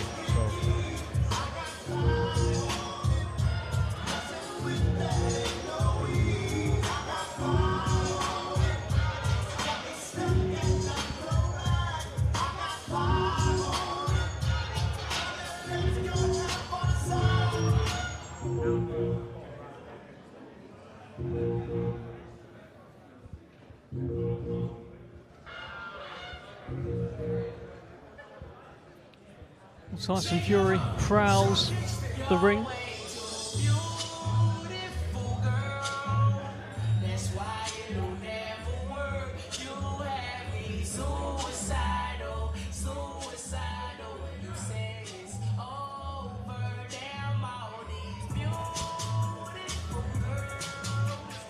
Now I think we're about to get some pad work. The hands are wrapped, the gloves are on.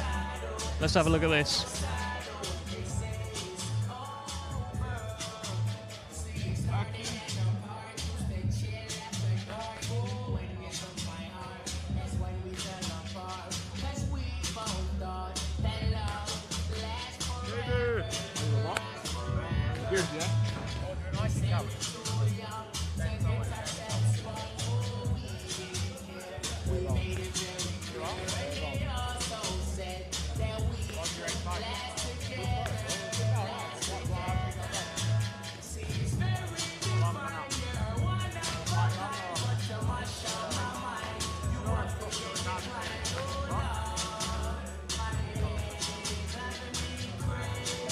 Just a reminder, you are watching the media workout here as we begin fight week for Tyson Fury, defending his WBC and Lineal heavyweight titles this Saturday night against Derek Chisora at Tottenham Hotspur Stadium. They've had a bit of back and forth. They had a little face-off here. It wasn't really planned, but they ended up making a bit of an agreement that they will, well, they're not going to take a backward step on Saturday night. Ringwalks expected at 9 p.m. for the main event on Saturday. It's a little bit earlier than usual, but please do make a note of that. 9 o'clock we're expecting the main event Ringwalks for Tyson Fury and Derek Chisora.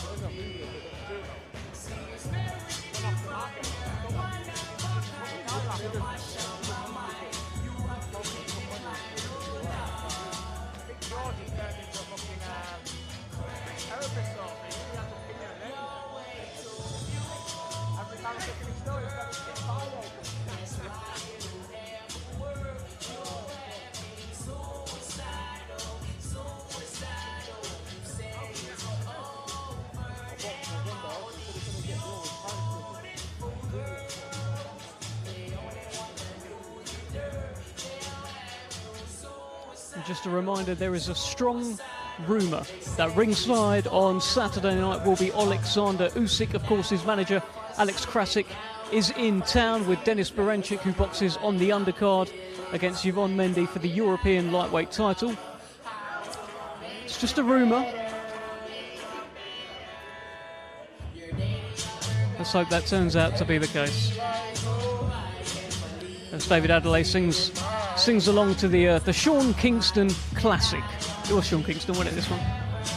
The song, Sean Kingston, wasn't it? Yeah. Can't go wrong with this song. This is a lot of people's childhood, isn't it? I used to listen to this song. Big tune. So yeah, it's good.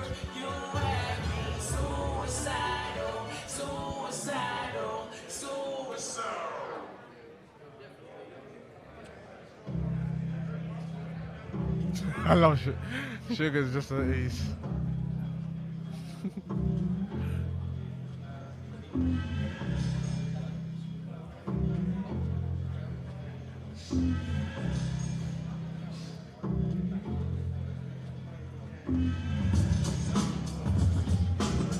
Well, it was quite a dramatic change in stance from Tyson Fury. Looked like he'd retired in April. Now he's talking about sticking around and fighting everyone. He's had a lot of heavyweight names in his mouth. He's talked about fighting Joe Joyce. If he can't get Usyk, he says he wants to fight Joyce. He's talked about Daniel Dubois. He wants to stick around and fight everyone. He mentioned Daniel Dubois. Of course, Daniel Dubois has that WBA heavyweight title, which Tyson Fury may at some point own. And suddenly, Daniel Dubois Fury becomes the thing. That'll be interesting. But no, but Tyson at the top of the tree for a reason, man. Him and Usyk will be a good fight. I'd like to see that. Him and Joyce will be a good fight. Joe Joyce, for me, seems to be the biggest problem out there. I mean, it's the punch volume, it's his size as well. It feels like he's got some of the attributes that Tyson Fury has and uses to his advantage. But what do you think? How much do you rate Joe Joyce? And that we don't want to take away from Tyson Fury, because Tyson Fury is putting on some great work in the ring there. But like, how close is Joe Joyce to that very, very top table? He's very close. He's probably there now, if not one more fight away. I mean, after he beats whoever he beats next or whoever he fights next, I'm assuming they're going to start saying it.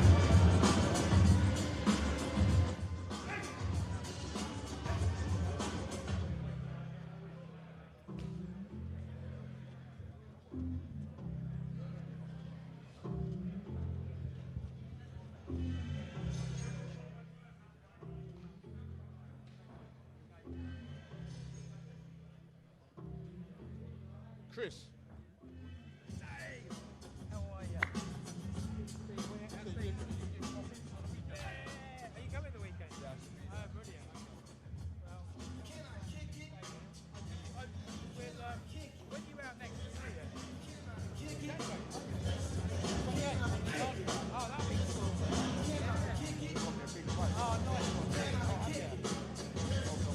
Tyson Fury sitting down on some of these. He has become a bit of a destroyer.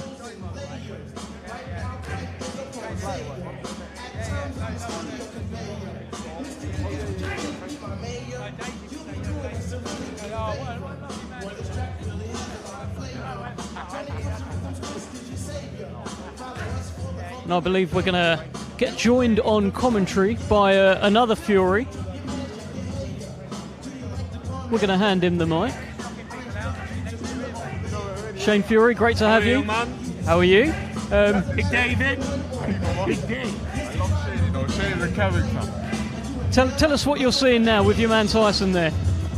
Well, I'm seeing a total different kettle of fish from what you'd normally say. He's planting his feet.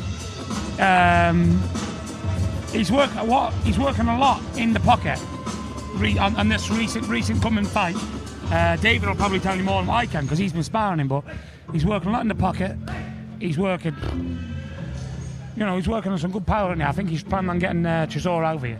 This is a proper workout, this, isn't it? We didn't see too much of a workout from Derek Chisora. Like there's someone timing it there. He's going to have a drink. Chisora didn't do any of that. What do you make of that? Yeah, Tyson wanted 12 rounds, but he's saying you're only allowed 5. He wanted to do 12 rounds today. Yeah, he wanted to do 12 rounds today. Utter all together. That's Tyson, though, isn't it? He's a character. Do you know what it is? Listen, a lot of people, you can't do what you can do. Things move on and things change. Now, I don't know whether he can do the same stuff as what he used to be able to do, but what he's developing, he's developing another style where he's in front of the guys and he's doing he's not getting it as much as, like you think if he's in front of someone, he's going to get it, but he's not getting it. He's riding the punches, he's blocking the punches, he's counting them. Where before his main aspect was to move and not get hit. And if he can land on them without getting hit, that'd be good. But now he's total changed his outlook on it, and he's out to do damage now. But tell me, this change of style, as you say, he's going looking for it now. He's going looking for the war. If he goes looking for the war against Derek Chisora, he doesn't have to look very hard. Does that not suit Derek Chisora a bit better? 100%. But I seriously think this fight is going to be a better fight than what a lot of people think. A lot of people think it's just going to be a blowover. But I seriously think it'll be a good, entertaining fight while it lasts. Because I think Tyson's got the mindset of, I want to make it a good fight, you know. And with Tyson having that mindset, he can, you know, it creates more opportunities for the other fighters, you know. So it'll be entertaining when it lasts. But he is hitting a lot harder than what he was.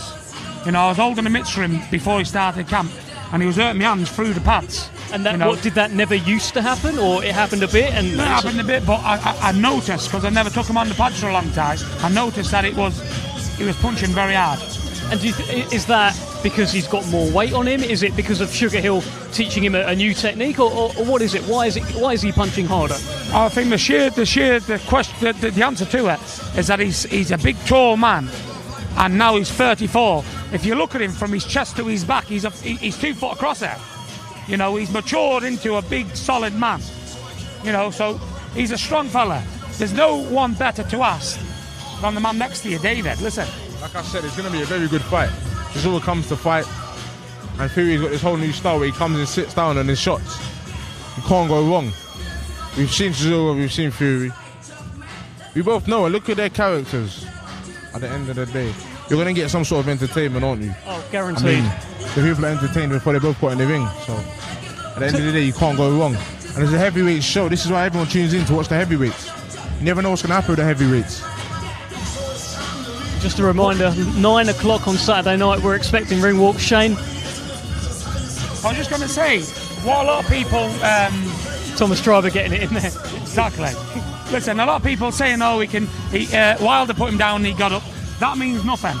If you get it right, properly, you can be hit by anyone. You know, a lot. I've heard the saying like, if he can take Wilder's power, no one else is gonna knock him down.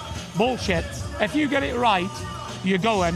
He's got to be on his game for Derek Chisora, and to be fair, he couldn't have done no more than what he's done through the camp. He's been away from his family for 9 weeks. He's had all the trainers, the conditioning, and the nutritionist. And if Derek Chisora beats him, he beat the best Tyson Fury that Tyson's got. Tell me, this is his second stadium fight in the UK in a row. You have been with him through the entire journey. How proud are you as a brother watching on to see what he's gone on to achieve and the impression that he is leaving on the boxing and the world? Do you want to know something? It's I am very good. I am very proud for the simple reason being, it was always a fair few years ago. It was always Tyson was craving for the support he deserved, but he was more of a villain than anyone else. Now the people's warmed to him, and listen, you just got to take your hat off to the people who's coming out on Saturday. You know, it's winter and an open top. It'd be nice if it snowed, wouldn't it? I don't know. It'd be nice. December the 3rd, it's all a possibility of it. It's cold enough. Bring your Ugg boots, says David Adelaide. Saturday night, Tottenham Hotspur Stadium, BT Sport box office. And just a reminder again, the Ringwalks for the main event are expected at 9 p.m. A little bit earlier than usual, but we can't wait for it. And I think we may be about to be joined by Gareth A. Davis. I think we're going to swap out potentially Shane Fury. Shane, wonderful speaking to you. Always good to see Shane Fury. Gareth A. Davis. I can't hear a word you're saying. How often do I shower? I shower all the time, mate, all the time. No. Let me go there. I asked Tyson Fury. Have you talked about this yet or not? No, not yet. Right. In joke. Let me explain it. Are we live somewhere? We are live. Okay. Right. On Saturday night, I'm being interviewed by IFL TV behind the scenes at Dillian White versus Jermaine Franklin. Yeah, I had Dillian winning 7-5, by the way, and a lot of people will have that as wrong. And as Dillian walked in, Coogan said to me, "Oh, look, there's Dillian." So I turned and I said, "You know what? I was thinking of a question that's different for Dillian on my way in, and there's a reason behind this, which I'll explain in a minute. When you're about to have a fight, do you ever have a shower in the dressing room before you go out? When's the last time you have a shower before you go out and have your fight?" And for some reason, because of Dillian's reaction to it, because of Coogan's reaction to the question, as Dillian's walked past us, I've asked him it live on IFL TV, and they put it on TikTok maybe. I think it's been It's come across as like a weird thing, but my thinking was this. What did he say to that? He just didn't say much, really. He sort of no-sold it a little bit and walked off a little bit. Yeah. It was quite an amusing moment. But the reason why I asked it was, I do this random thing when I'm on the way to interview sometimes, think, what's a question that I've never heard anyone be asked before? Because it takes that person to another part of their brain. Now, there's boxers in the past and MMA fighters that deliberately don't wash for a few days, so they stink. So they stink, and that was where I was trying to go with it. Whereas some people, I was expecting Dillian, the warrior that he is, to go, no, I like to smell nice and fresh before I go in there. Like the antithesis of what I thought he was going to say.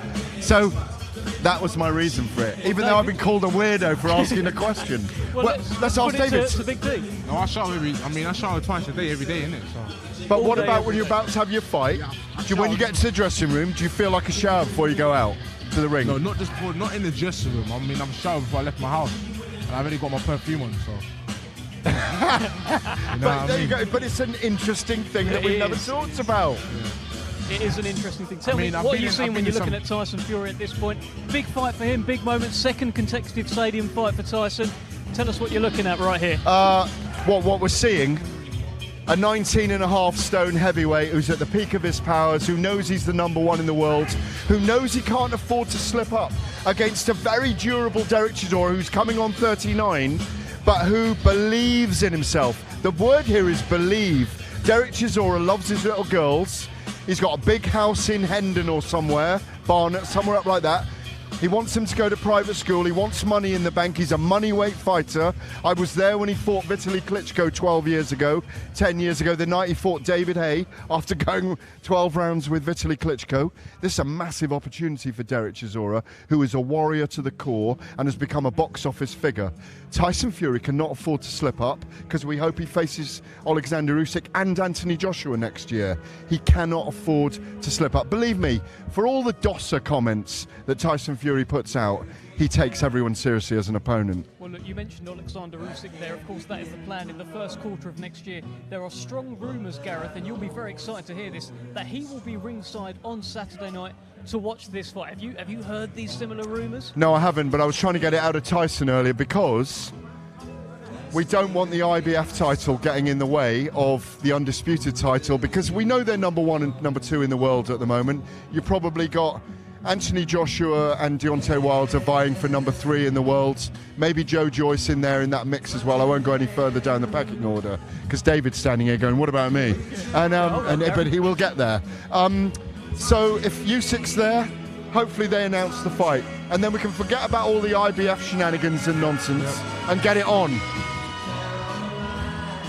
Is this the Tyson Fury version of Sweet Carolina? It's not, is it? He should have done. I'm feeling fine. Oh, there you go. But I am seeing a very fit Tyson Fury. I had the privilege of some time in the green with him a little earlier, and I know there's this kind of condition that he talks about. Is it bipolar or whatever? Has he changed his mind depending on what side of the bed he gets out of, whether he's going to retire or not? But you know, he's 34. Heavyweights can go on to 36, 37. I think he'll be around for 2 or 3 more years. God, he might even be around long enough for you to fight him, David. Do you spar him? Yeah. And what do you think? Good work. I mean, hard work? Yeah, he's hard work. He's hard work. And it's very good work. He's still got it. I mean, that's why he still wants to fight, because he knows he still looks good. He knows he's still sharp. He knows he's still strong. He's still got some grease in his bones. He can definitely let his hands go. Can I just say something? And there's another odd one. Wait for this. You and Fabio Wardley are two of the biggest men I know with the smallest ears I've ever seen. I mean, is that fair enough? Is that fair enough to say that? Does that offend you or not? This is Gareth. They're cute. They're cute. But I was saying the same to Fabio Wardley the other day. He's a massive guy with tiny ears. What happened to you? Did your ears stop growing when you were 10? Maybe. Goodness me, My head I'm carried on growing, my ears speaking stopped. with a big energy in Know front of what I mean? 50 here. I mean, am I wrong? Am I wrong? Is the audience not laughing? you're They're the- not laughing at you. They're not laughing at you. Who you guys the laughing at? director is not laughing at you. He's laughing Who at you guys laughing at? It's an observational journalism. No, you know what? They're cute. Gareth Davies is the only person that's allowed to say that. You know what I mean? So Dave, you can't say that. I'm only going to allow him to say it. You know what I mean? No, I hear you. I said, you're the only person that's allowed to say that. Okay. Well, look, I won't be saying it, but look, you could have a big fight between two guys with small ears, Fabio Wardley, David Adelaide down That'll the line. happen. Hey, Oh, it's British gonna title, happen. It's huh? going to happen. You just said it yourself. It's going to happen. But what would you rather have? Really small, cute ears or massive jugs like Prince Charles? I'd rather have mine. Yeah, exactly. Exactly. I'd say it's a Your ears, Big I know D. the attention I get, so I mean, I don't think it's too bad. He's putting in that work. Gareth, let me ask you this. You seem like maybe the sort of guy that may have done. Have you subscribed to Derek Chisora's OnlyFans? Oh my God. Do you know, I was called up on this by Laura Woods and Ali McCoist on Talk Sport this morning.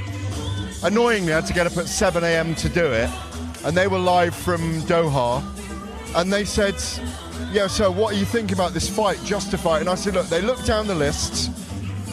It is the Tyson Fury show in a way, but Derek helps to really sell a big fight, because there's something about Derek and his box office. And I didn't want to see him fighting some Eastern European with an unpronounceable name that no one had ever heard of. So yeah, and he's always promised Derek the trilogy. And then I said, but you know what I haven't done this week? Haven't signed up to OnlyFans, yeah? And they went, what's the matter with you? You're supposed to be a journalist. And they actually reminded me, truthfully, really, being journalistic, I should be following it. So I've subscribed this morning. It's horrific. What do you mean? That's all I can. No, I'm just kidding. I'm just kidding. I'm just kidding. There you go, confirmed live on the Queensbury streams. Gareth A. Davis has indeed subscribed to Derek Chisora's OnlyFans. We are having nothing but carnage Cheers, my here brother. at today's media Cheers. workout. Fantastic to have you, Gareth, as it always is. Of course, yeah. I'll definitely see you then. I'll be there. Tyson Fury feeling himself in the ring I'm there. watching. You're not working, no? No. Okay. I'm just going to be Sugar there. Hill. You know I say it in with love. You know that, don't you? This is a team that has fun. Well, I'm hearing more and more that Tyson Fury intends to actually do 15 rounds of what he's doing in there. He's doing a bit of shadow. He did some pads earlier as well. So, I mean, if the camera's here and you was going to get a workout on today, get the rounds in. do it now. That way you get to go home and relax. So.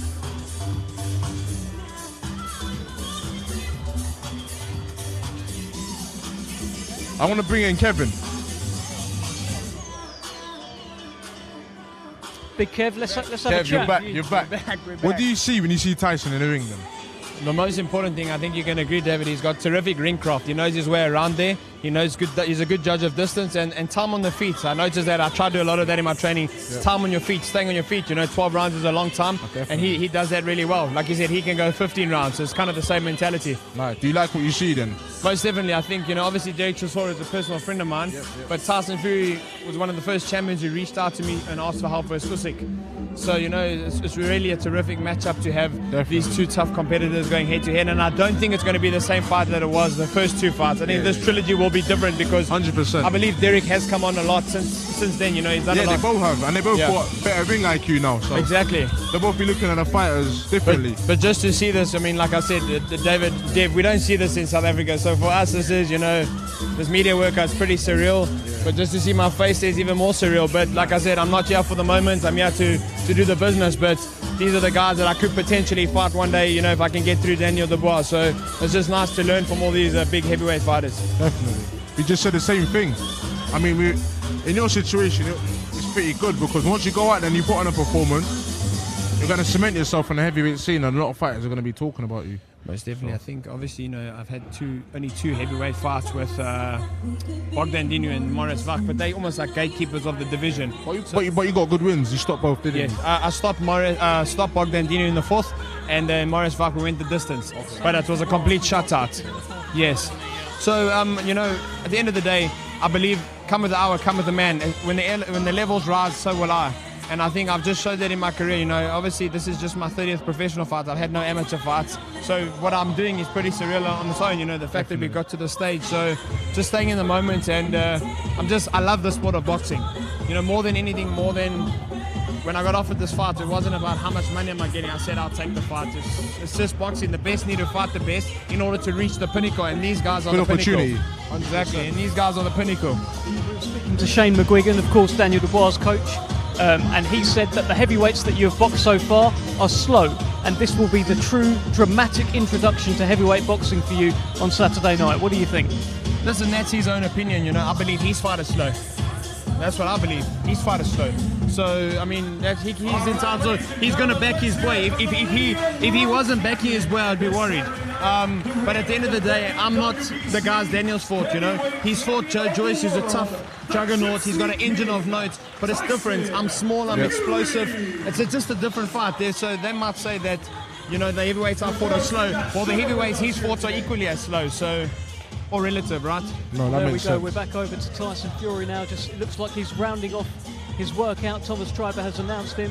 I think he's going to get a few photos, and we're gonna have a look at the cameras. Kevin, feel free to come in for a chance.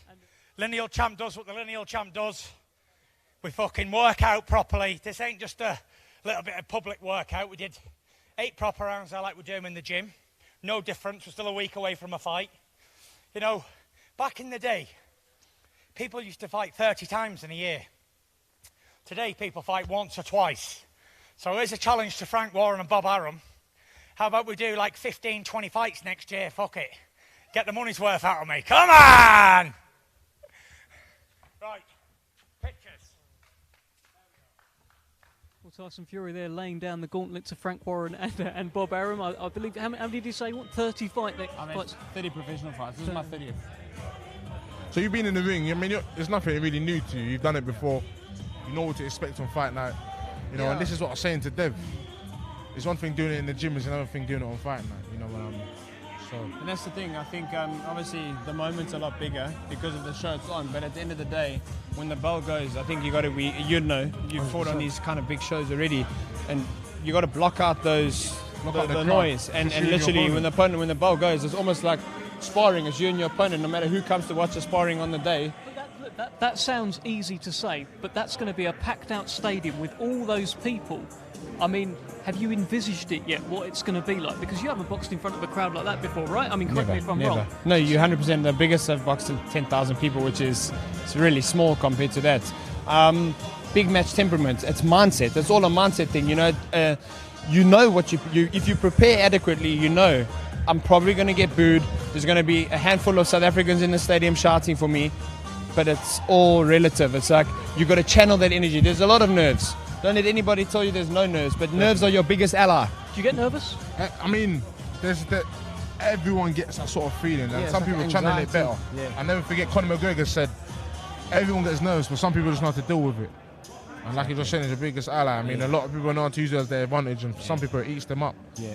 You know, I think you've got to channel it in the right direction. So for me, particularly when I like, for example, yesterday, I was getting a bit antsy in the hotel room at 4 o'clock, hit my trainer up, I said, can we go to the gym and do some pads and stuff? After that, I felt amazing. I know how to deal with that stuff. If you let it eat you and you sit in your hotel room, it will eat you alive. Get out, speak to your friends, laugh, get your mind off the fight, and that's things that I'm doing. But coming from a rugby background in South Africa, those are things you kind of learn, you know? I just want to say, I want to echo what you just said, and it's so important because it's true. When you sit in your hotel room and you take these things you don't take it serious. It's a serious sport, but the occasion and whatnot, it's not there to go against you, it's there for you. So him saying, let's go to the gym, let's do certain things, it keeps him busy, Play the PlayStation, go out with your friends, go for a walk, experience the road. Yeah, and I think I'm very big on, like, you know, I don't want to go to central London. It's my first time here. My friends are like, oh, we're going this way. So guys, I'm going to chill in the hotel, walk around, see things close by. I want to stay off my legs as much as possible. But just getting out to the gym, which is 100 meters away, things like that, you know, keeping your mind preoccupied, FaceTiming my kids. I'm not even thinking about Saturday nights. When it's time to put the gloves on, I'll switch on. But it's preserving that energy, because that energy, the nerves, eat away your energy. So you use them as an ally, because you want to be successful and you don't want to do well. But if you use them against you, it's going to eat you up. And that's kind of what I've learned in my career, 30 fights now. Well, look, a lot of fighters say that. I mean, fighters get opportunities to fight in Las Vegas for the first time. We had Denzel Bentley go over very recently and challenge Janibek, and he was determined to not get taken in by the lights, not go up and down the strip or anything like that. That's all for after, and it's very important to just make sure that you're just focused on what you're going to do, because you're coming to London, I guess, for the first time, right? Yeah. And there's a lot to do here. You've just got to keep that out of your mind. It's a force city. It's crazy. I was telling Francis when I bumped into him, I said, it's crazy. It's busy. There's so many people, so diverse. It's amazing. But like, it's very different to South Africa. South Africa's pretty quiet. It's Johannesburg where I live. So it's very different, but you know, like I said, it's just absorbing it, enjoying the country. But I just told my wife it's very hard to enjoy this country because I'm not here for sightseeing. I'm here to do business, you know. So for me, so it's kind of hard. I'd love to come back here, you know. I think I'll be coming back if Tyson fights Alexander Usyk. He asked me to help him with sparring. Oh, really? So yeah, so I'll be coming back for that. But obviously, I'm not coming back as a sparring partner. I'm coming to get the experience and to learn and to learn the culture here, because being here I've only been here for like 8 days now. I haven't had much opportunity to learn about London and the different boxing gyms and all that kind of stuff. When do you fly back? Sunday? The next morning, yeah. Oh, bloody hell. Yeah. I don't know how fighters do it. Yeah, you won't get much chance to enjoy it. Yeah. They book our tickets and they send us back. But God willing, we're victorious, so we'll change my ticket. That's if we it. can afford it, then. There you go. Tell me, how much of an inspiration was Corey Sanders to you? A big inspiration, because no South African heavyweight has fought for the world title since 2003, or has been on the biggest stage. I mean, he fought Vladimir Klitschko in 2003. He won that belt, you know, caused a major upset. And now fast forward 19 years later, it's an opportunity for me. So it's big for me. I didn't know Corey personally. You know, he was unfortunately shot and killed in South Africa. But he was a southpaw heavyweight who I've watched him fight. I watch a lot of tapes. I watch a lot of stuff on Alexander Usyk. A lot of the great southpaws, you know. You've got to learn from these guys. Joe Kozlegi, all those guys, you know, tough fighters that I look up to, because you've got to take a bit of something from everyone and learn. But you've got to be your own unique person. I got my own kind of style, which you saw. People say you kind of mimic a Mike Tyson. I'm not Mike Tyson, but I'm a small heavyweight. I'm only 6'1". So you got to move. You know, you can't sit on the center line. So I try to learn a lot from everybody and just try learn and take a bit of something. And I ask a lot of questions to all the top fighters I spar with, like even up and coming fighters, because there's something that this man can teach me that I don't know, and vice versa, you know what I mean? So boxing's about learning. And it's good he says that, because I always say that as well. I mean, I still spar a lot of people, and I spar amateurs, because there's still stuff amateurs will do that you might not see in the pros, and there's still things you can always learn. So, you know, you clearly see, I mean, Kevin's got the mindset anyway, so, and he knows what he's doing, as you can see. Did you it's get going to be a to have good look contest. At Daniel Dubois as well? No, I didn't. I was busy interviewing with you so guys, and I was looking around. But obviously, listen, man, a lot of people go, like, some people come up to me, no, he's slow. I say, guys, don't be fooled. He's not going to show you everything you want to see, and neither am I. I'm no fool. I know the sport. We saw your team filming him. Oh yeah, I mean, yeah. So it was Really? like, Yeah, your team's Team filming. Lorena's getting a little bit of intel, but Listen, I mean, you can watch. I mean, you know, Dave. You can watch all the film on YouTube. You can try to dissect. Obviously, when it's in there, it's very different. ballgame. He will have a different game plan for me. I'm pretty sure he will, as I got a different game plan for him. He's not Maurice Vaca, and he's not Bogdan Dinu. Well, you're missing out on a picture here, Kev. I mean, the Team Lorena are in the ring getting a few snaps with Tyson Got Fury. Sugar there too. Sugar Hill. Kev, you might want to get in there, man. You could jump in. Go and get your snap. I don't want to bother him, you know. No, these are the guys preparing. Every professional, Kevin Lorena. Yeah. You know how it Tyson is, Fury. It's a good experience and a good opportunity for all the fighters on the show. I mean, it's a good opportunity for Tyson as well, and he's headlining. It's his first time boxing in Tottenham. It's going to be different for him, the ring walk, you know. So it's going to be new for everybody. I mean, it'll be good for you to kind of drive past the venue, see what it's like. Yes, and I think also there's a lot of things I've been watching previous tapes of the previous fights at outdoor arenas. The guys wear a lot of warm stuff, towels, tape their boots up. You know, all those things I've been looking at. Prepare ahead of the time 100%. because you don't know what the weather's going to be like. And I've never fought outdoors. You know, South Africa. The last fight outdoors was. I think it was John Tate versus Harry Kutsia in Loftus, which is a stadium like 60,000 people, but that was in like the 80s. Right. We don't fill the stadiums like that anymore. TV's killed us. Yeah. And I can imagine. And the fans aren't that patriotic. Like, listen, one thing I've always said, my biggest dream was to fight in London, the United Kingdom, because the fans are just next level. The fans are just next level. They come out, they support fighters, and they support the sport of boxing. Hey, look, you may gain a few new fans on Saturday night if you do everything that you say that you're going to do. I think we've got a new name in the heavyweight division. But Daniel Dubois, of course, very confident that he'll be getting you out of the way. Listen, if he wasn't confident, he's a fighter, right? We're all warriors. He's coming to. You almost saw there. He's coming to beat me up. And at the end of the day, I'm coming to beat him up. It's a warrior sport. Like I said, I don't know Daniel from a bar of soap. I have nothing personal against him. He's just a competitor of mine. He's an opponent which I need to fight. I don't know anything about his personal life. He's probably a nice guy. But at the end of the day, this is boxing. We're two warriors going into the ring. And at the end of the day, as long as we both get home safely to our families and my children, I don't really care. That's the main thing. Yeah. Boxing's a sport at the end of the day. It's nothing personal. The Never. main thing's for Kevin to get home safe, for Daniel to get home safe, for Tyson, all the fighters on the show. Like he said, he doesn't even know him personally, so you can't go and really say much. But exactly. What do you make of Derek Chisora's chances on Saturday night? He's a friend of yours. You've got respect for Tyson Fury as well. How does Derek Chisora beat him on Saturday? What do you think? Look, I think we've seen many guys try beat Tyson Fury and go toe-to-toe with him. I think it's very different once you're in there. But Derek, obviously, he's a come-forward fighter. But he can't take unnecessary punches. He needs to get his head off the center line. And yes, you got to make it a brawl. But this man has no problem being in a brawl. So I think if I was Derek, you got to fight this man with angles and try evade those big uppercuts where he comes through the middle and the straight rights down the line and fight him at angles and keep him off balance. But like I said, it's not the same Derek that was in the first two fights. This trilogy is going to be different, and they've both come on. And I think it's going to be a great fight. A lot of people in the boxing, to Twitter, and I've noticed some stuff, shunting the fight, and it's not worth a trilogy. But at the end of the day, it's a great matchup because both fighters have evolved in the first since the first two fights. Well, yeah, it feels like obviously Derek has gone from Del Boy to war.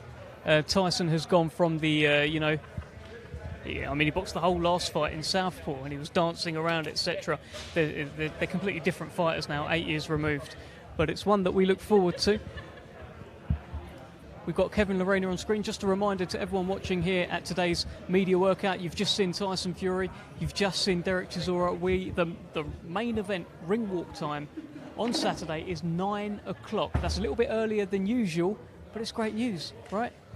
This has been Big D over here, Big David Adelaide. This has been Kevin Lorena. Kevin, do you want to give us your final message as to how you think your fight with Daniel Dubois is going to go on Saturday night? It's going to be a tough fight, Div. It's going to be a tough fight. I have no doubt about that. Daniel's a big, strong guy. He's got big punches. He's come forward fighter. But at the end of the day, I'm a smart fighter. I've got that boxing brain. I've got IQ, and I know what I need to do to win. But I wish him all the best, and I wish all the fans all the best. Buy the pay-per-view and come out and support the boxing, Tottenham Hotspur Stadium. Thank you. He's just done my job for me. That is our Class C chief support. I'll take that off you. That's our Class C chief support. Kevin Lorena stepping up from cruiserweight to heavyweight. He's had a couple of fights there now, and he faces Daniel Dubois, the WBA heavyweight championship on the line in chief support action on Saturday night. BT Sport box office at the Tottenham Hotspur Stadium. Big D, I feel like you've been feeling yourself. I see you were singing along to a bit of Sean Kingston, had a bit of a shoulder bump with Chisora, with Fury. You've had a good time today, haven't you? Yeah, it's been a good time. Who doesn't love British boxing? And nights like these are the nights that everyone wants to be involved in. So it's been a good show, man, and I'm lucky to you guys. You've had me. Very lucky indeed. It's been a good show. We're all lucky to have David Adelaide here, and just make sure you get the pay-per-view Saturday night. BT Sport box office. Tyson Fury is back. Enjoy him while he's here, and he's taking on, one of the most unpredictable characters in boxing, Derek Chisora. This has been Big D. I've been Little D, and we'll see you next time.